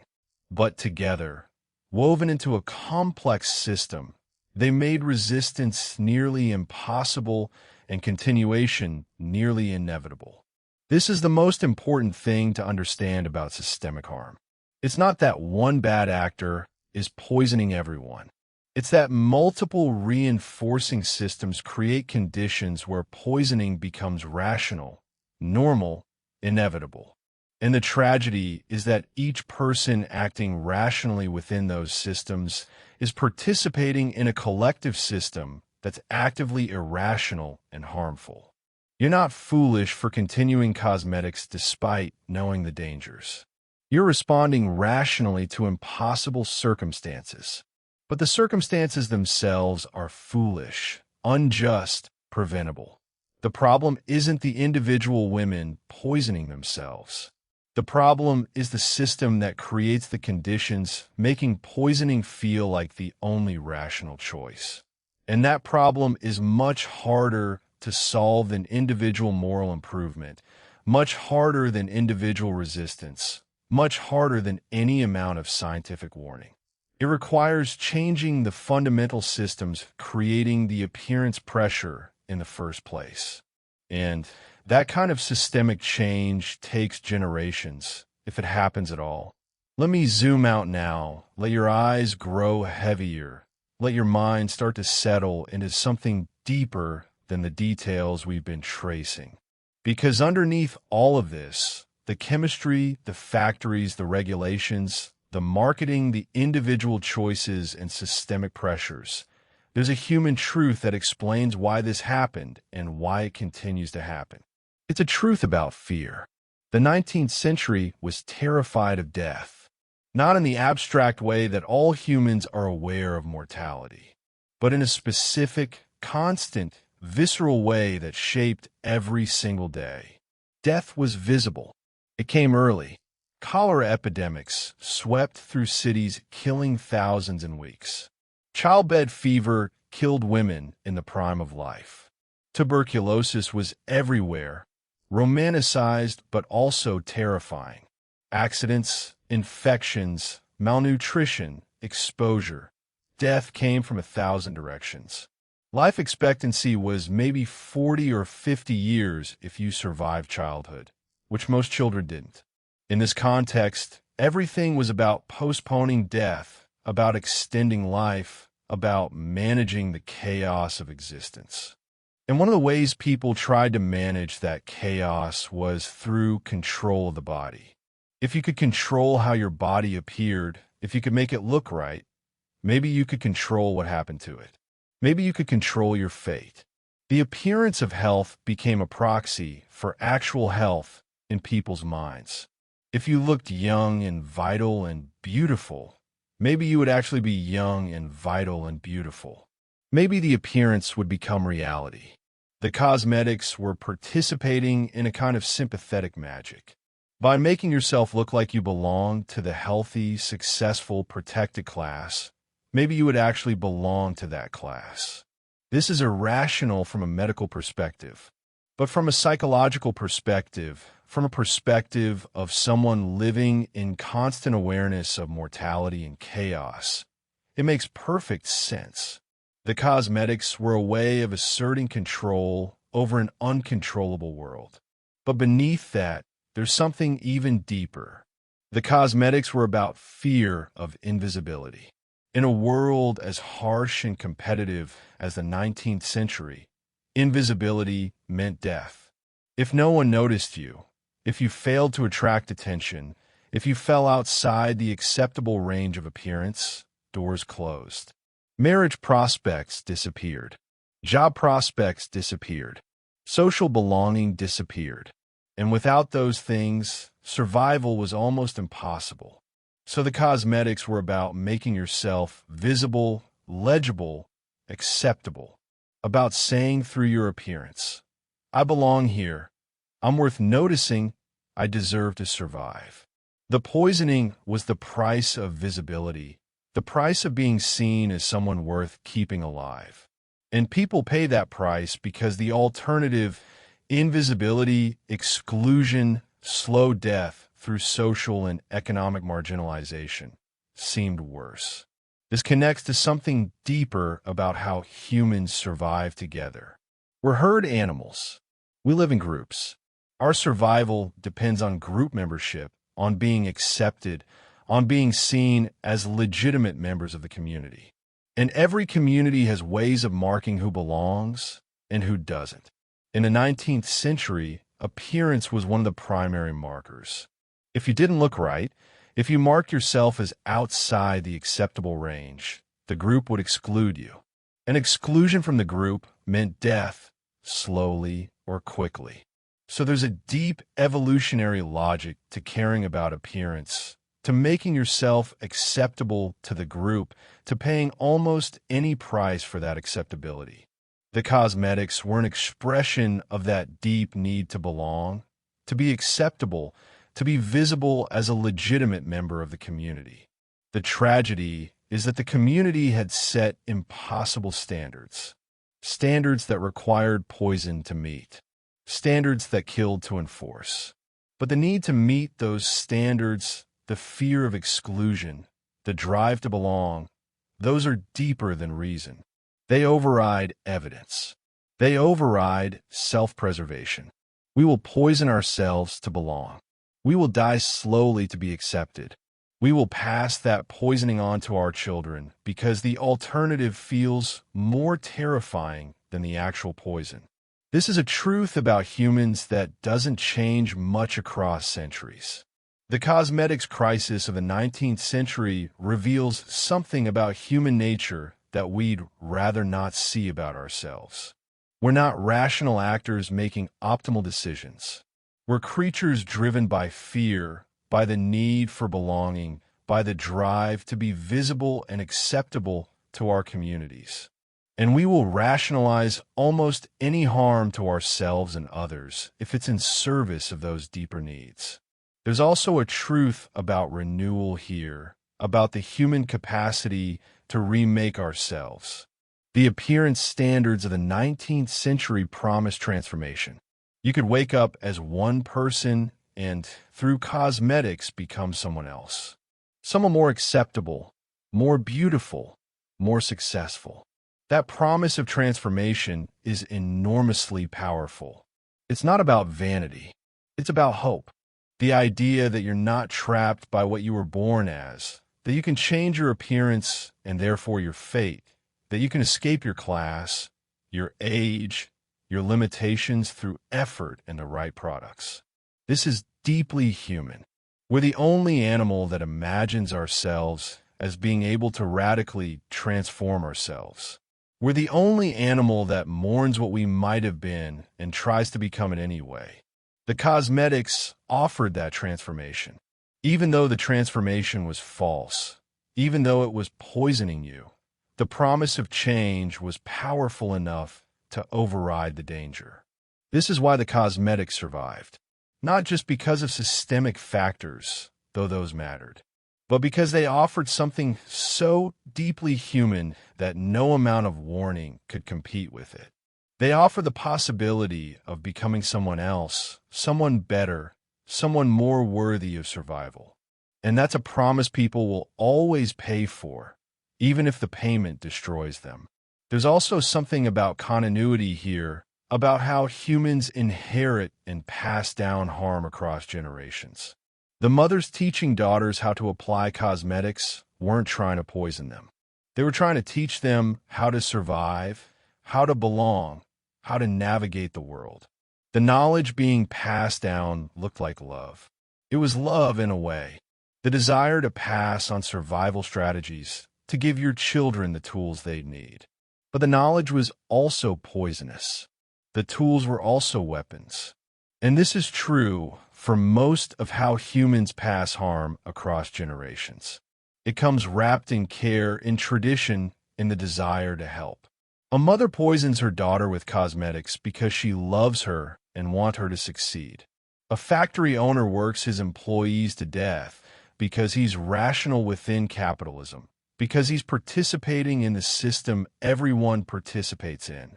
A woman wears heels that damage her feet because she's learned that this is the price of acceptability. The harm gets hidden inside the care. It becomes invisible through the wrapping of tradition and love.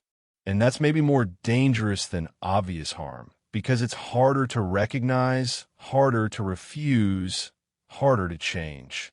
The cosmetics crisis reveals the way that systems perpetuate themselves through the love and care of individuals participating in them. Finally, there's a truth about suffering here, about what it means to be human in a world that demands constant performance. The 19th century wasn't unique in requiring people to constantly perform an acceptable version of themselves, but it made the performance visual, external, physical in ways that were particularly brutal. Your face had to be right. Your clothes had to be right. Your posture had to be right. Every visible inch of your body was read as a text conveying information about your worth, your morality, your suitability for participation in society.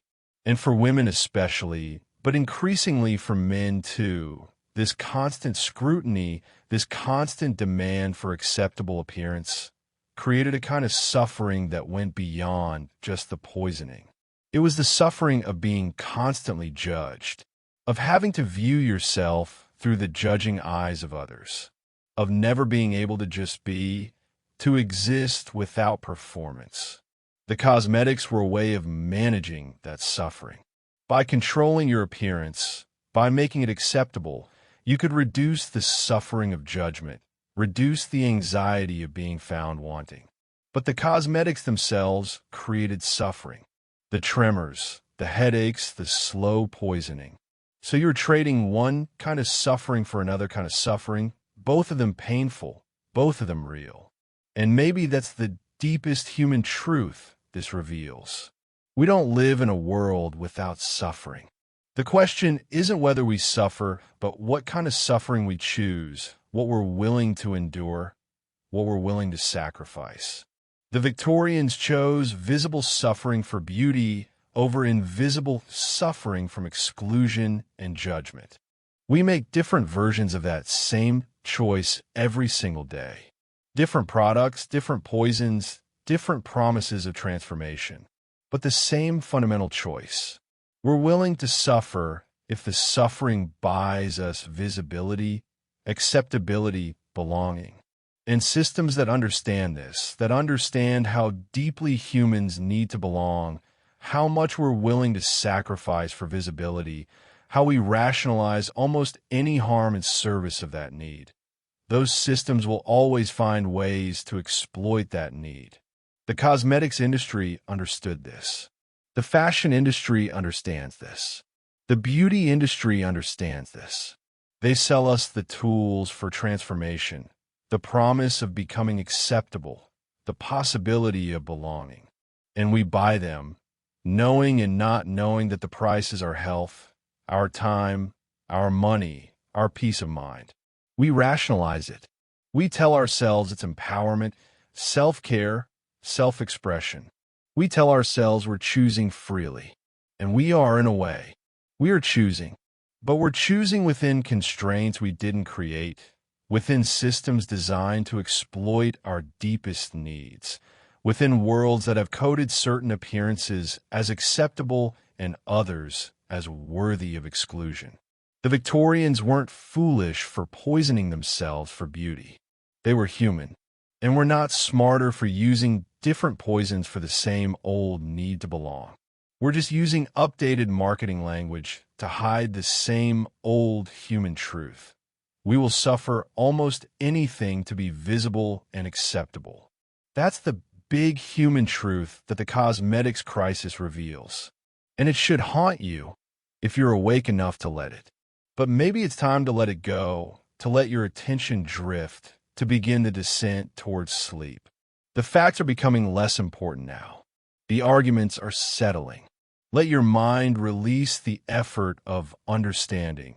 Let the information drift into the background like autumn leaves settling on water. There's something about the texture of this story that mirrors the texture of time itself. The way the past doesn't really leave us but settles into layers beneath the present, invisible but present, shaping everything that comes after. The Victorian woman at her mirror, applying white powder, knowing and not knowing what she was doing, was participating in something much larger than herself. She was part of a continuity that stretches back thousands of years and forward into our own time. The rabbit's foot she used is gone now, dust or preserved in a museum case. The white powder has been absorbed into bodies that have turned to dust themselves. The women who applied it with shaking hands are all gone, but the pattern remains. The shape of the harm persists. The human need to transform ourselves, to be acceptable, to belong, to escape what we were born as, that continues, finds new forms, new products, new poisons. There's something almost peaceful about that continuity when you stop fighting it, when you accept that change is slower than we want to believe, when you let go of the hope that we've transcended these patterns. The cosmetics weren't an aberration. They weren't a mistake that history has corrected. They were an expression of something fundamental about how humans live together, how we police acceptable appearance, how we make belonging conditional on looking right. And that conditioning isn't unique to the past. It's everywhere, in the present. In you, listening to this, in the summer dark or the winter cold, in your bedroom or your living room or wherever you are. We've inherited the system that created Victorian cosmetics. We've inherited the appearance standards. We've inherited the shame and the pressure and the compromise. But we've also inherited something else, the knowledge, the evidence, the documentation of what happens when appearance standards are enforced through poison. The Victorians had that knowledge too, in the end. They knew, and still they continued. And their children knew, and their children's children knew. And we know. We know about microplastics in cosmetics. We know about hormone disruptors in skincare. We know about the mental health effects of beauty standards. We know about the environmental destruction caused by cosmetics manufacturing. And still we continue, just like they did, just like humans do, when the alternative, invisibility, exclusion, the loss of belonging, feels more terrifying than the known poison. Let that paradox sit with you without trying to resolve it. Let your mind stop reaching for answers and just hold the question. What does it mean that we know and continue anyway? What does it mean that knowledge isn't enough to change behavior when the behavior is required for survival? What does it mean that the systems creating these impossible choices are so fundamental to how we live together that we can barely imagine living differently? These are questions without comfortable answers. Let them drift. There's no solution coming at the end of this story. No revelation that changes everything. No moment where it all becomes clear and we move on. The cosmetics crisis didn't end. It transformed. The poisons changed forms. The standards evolved. But the fundamental pattern persisted. That's not tragic in the way we usually think of tragedy. It's something sadder and more complicated.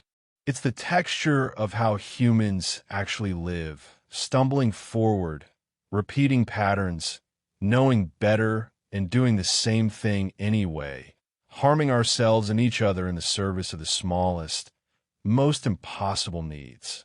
The need to be visible, the need to belong, the need to be seen as worthy of survival. Those needs are real. They're not vanity. They're survival instincts that evolution encoded into us tens of thousands of years ago, when belonging actually was the difference between life and death. We still carry those instincts in our bodies. They still drive our behavior. They still override our conscious reasoning. And systems that understand this, systems that have learned to weaponize our need for belonging, that turn visibility into a commodity, that make appearance standards the price of participation. Those systems will always find ways to exploit us. The cosmetics industry understood this. It was always, at its heart, about selling the tools for belonging, for visibility, for transformation. And we wanted those tools. We want them still. That's not shameful. It's not foolish. It's the most human thing there is. But is a kind of tragedy, a quiet tragedy embedded in daily rituals, hidden inside care and tradition.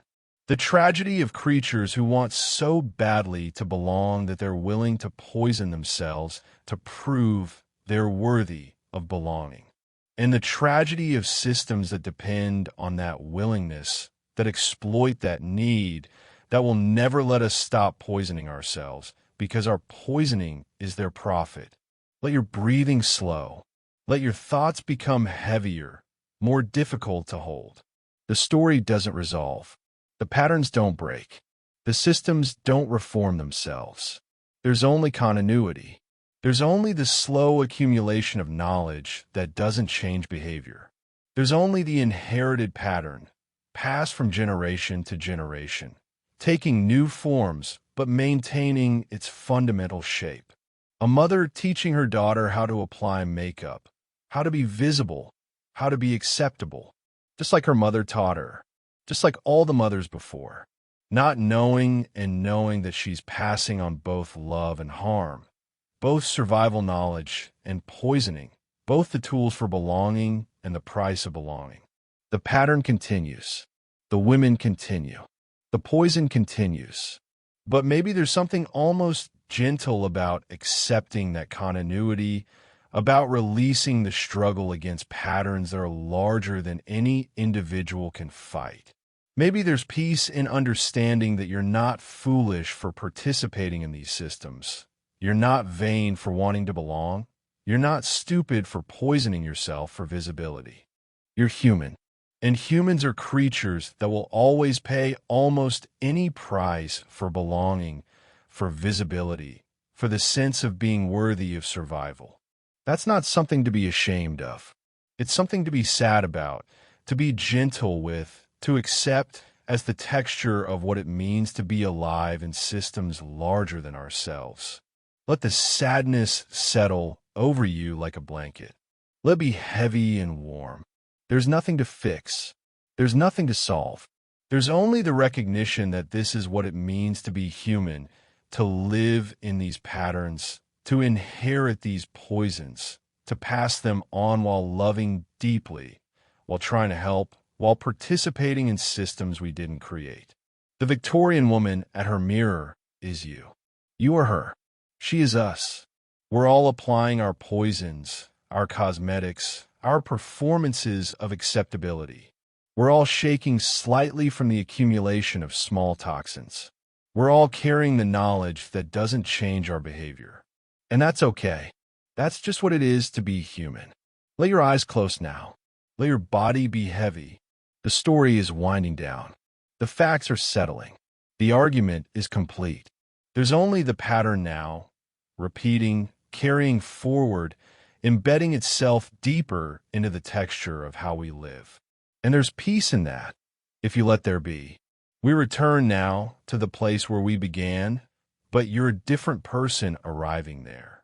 You came in with a question: what made the 19th century keep poisoning itself? What made these women, these people, continue using cosmetics despite knowing the dangers? And we've traced that question through factories and chemists and medical journals and daily rituals and systemic pressures and human needs that override reason. We've seen that the answer isn't stupidity or vanity or ignorance. It's something much more complicated, much more human, much more like the way we all live. The contradiction that pulled at you at the beginning, they knew, and yet they continued, isn't resolved. It can't be resolved because it's not actually a contradiction. It's a recognition that knowledge and behavior operate in different registers, that conscious understanding and lived survival sometimes point in opposite directions, that we are creatures capable of knowing something is harmful and choosing it anyway because the alternative feels worse. The white lead powder in its ceramic pot, passed from mother to daughter, from one century to the next, from one poison woman to another, is a symbol of how harm gets transmitted through love, through care, through the desire to help someone survive in a world that demands constant performance of acceptability. The trembling hands applying the poison, shaking from the very poison they're applying, are a symbol of the way we hurt ourselves in service of appearing unhurt, the way we poison ourselves to look healthy, the way we die slowly to look alive. The rabbit's foot, soft and gentle and lethal, is a symbol of how the most intimate tools of self-care can be weapons, how the rituals of beauty can be rituals of harm, how belonging and poisoning have become so intertwined that we can barely distinguish them. These symbols carry forward. They don't disappear. The cosmetics changed. The formulations got safer in some ways, more dangerous in others. The marketing evolved. The regulations expanded and contracted and remained weak. But the fundamental pattern persists. Women are still poisoning themselves for appearance. Men are joining them. Young people are starting earlier and going deeper into appearance modification than previous generations. The poisons are different. Microplastics instead of lead, hormone disruptors instead of arsenic, algorithms instead of magazines. But the mechanism is the same. The need to be visible, the fear of exclusion, the willingness to sacrifice health for acceptability, the systems that exploit that willingness. The knowledge that doesn't change behavior. Nothing fundamental has changed. The 19th century wasn't different from us. It was us in different clothes with different technology, but driven by the same needs, trapped in the same systems, making the same impossible choices.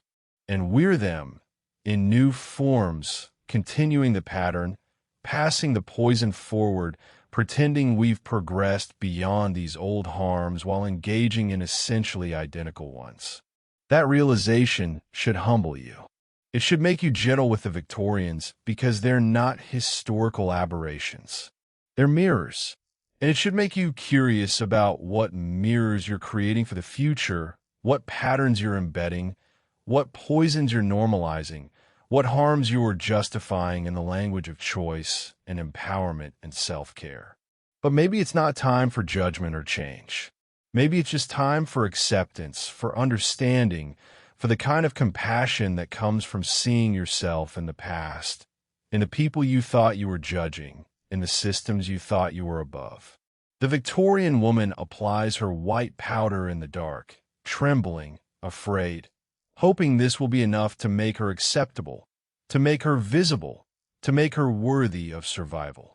And she's you, and she's me, and she's everyone who's ever wanted desperately to belong. The poison is different now, but the fear is the same. The need is the same. The willingness to pay is the same. We haven't transcended the 19th century. We just found new forms for its old patterns. And maybe that's okay. Maybe there's nothing to transcend. Maybe this is just what it means to be human, to want to belong so badly that we poison ourselves, to know the poison and continue anyway, to pass the poison to those we love while trying to protect them from it. Maybe that's the only honest thing we can say about the cosmetics crisis, about appearance standards, about beauty, about all the ways we hurt ourselves in service of belonging. It will continue. The patterns will persist. The poison will change forms. And we will keep paying, keep continuing, keep knowing and not knowing at the same time. And there's a kind of peace in that acceptance, a kind of darkness where you can finally rest. The story is complete now. The cosmetics are applied. The poison is absorbed. The night is deep. Your breathing is slow. Your body is heavy. The questions have settled into the background like sediment, like dust, like all the things that accumulate over time and become the texture of the world. You know now what happened in the 19th century. You know why it happened. You know that it's still happening. You know that it will probably continue happening. And you can rest with that knowledge, heavy and complicated and sad and true. The woman at the mirror is applying her poison one more time, one more ritual, one more payment for visibility. And tomorrow she'll do it again. And the day after that. and the world will continue turning. The patterns will continue repeating. The poison will continue accumulating. And that's not something to rage against or solve or fix in this moment. It's something to understand, to accept, to carry into sleep. Let your eyes close. Let the story settle. Let the darkness take you. The cosmetics have done their work. The ritual is complete. The night is here. And in the dark, finally, you can rest from the constant work of appearing acceptable. You could be, just for these hours, unseen. Just yourself, in the dark, with no one watching, no standards to meet, no poison to apply. Just breath.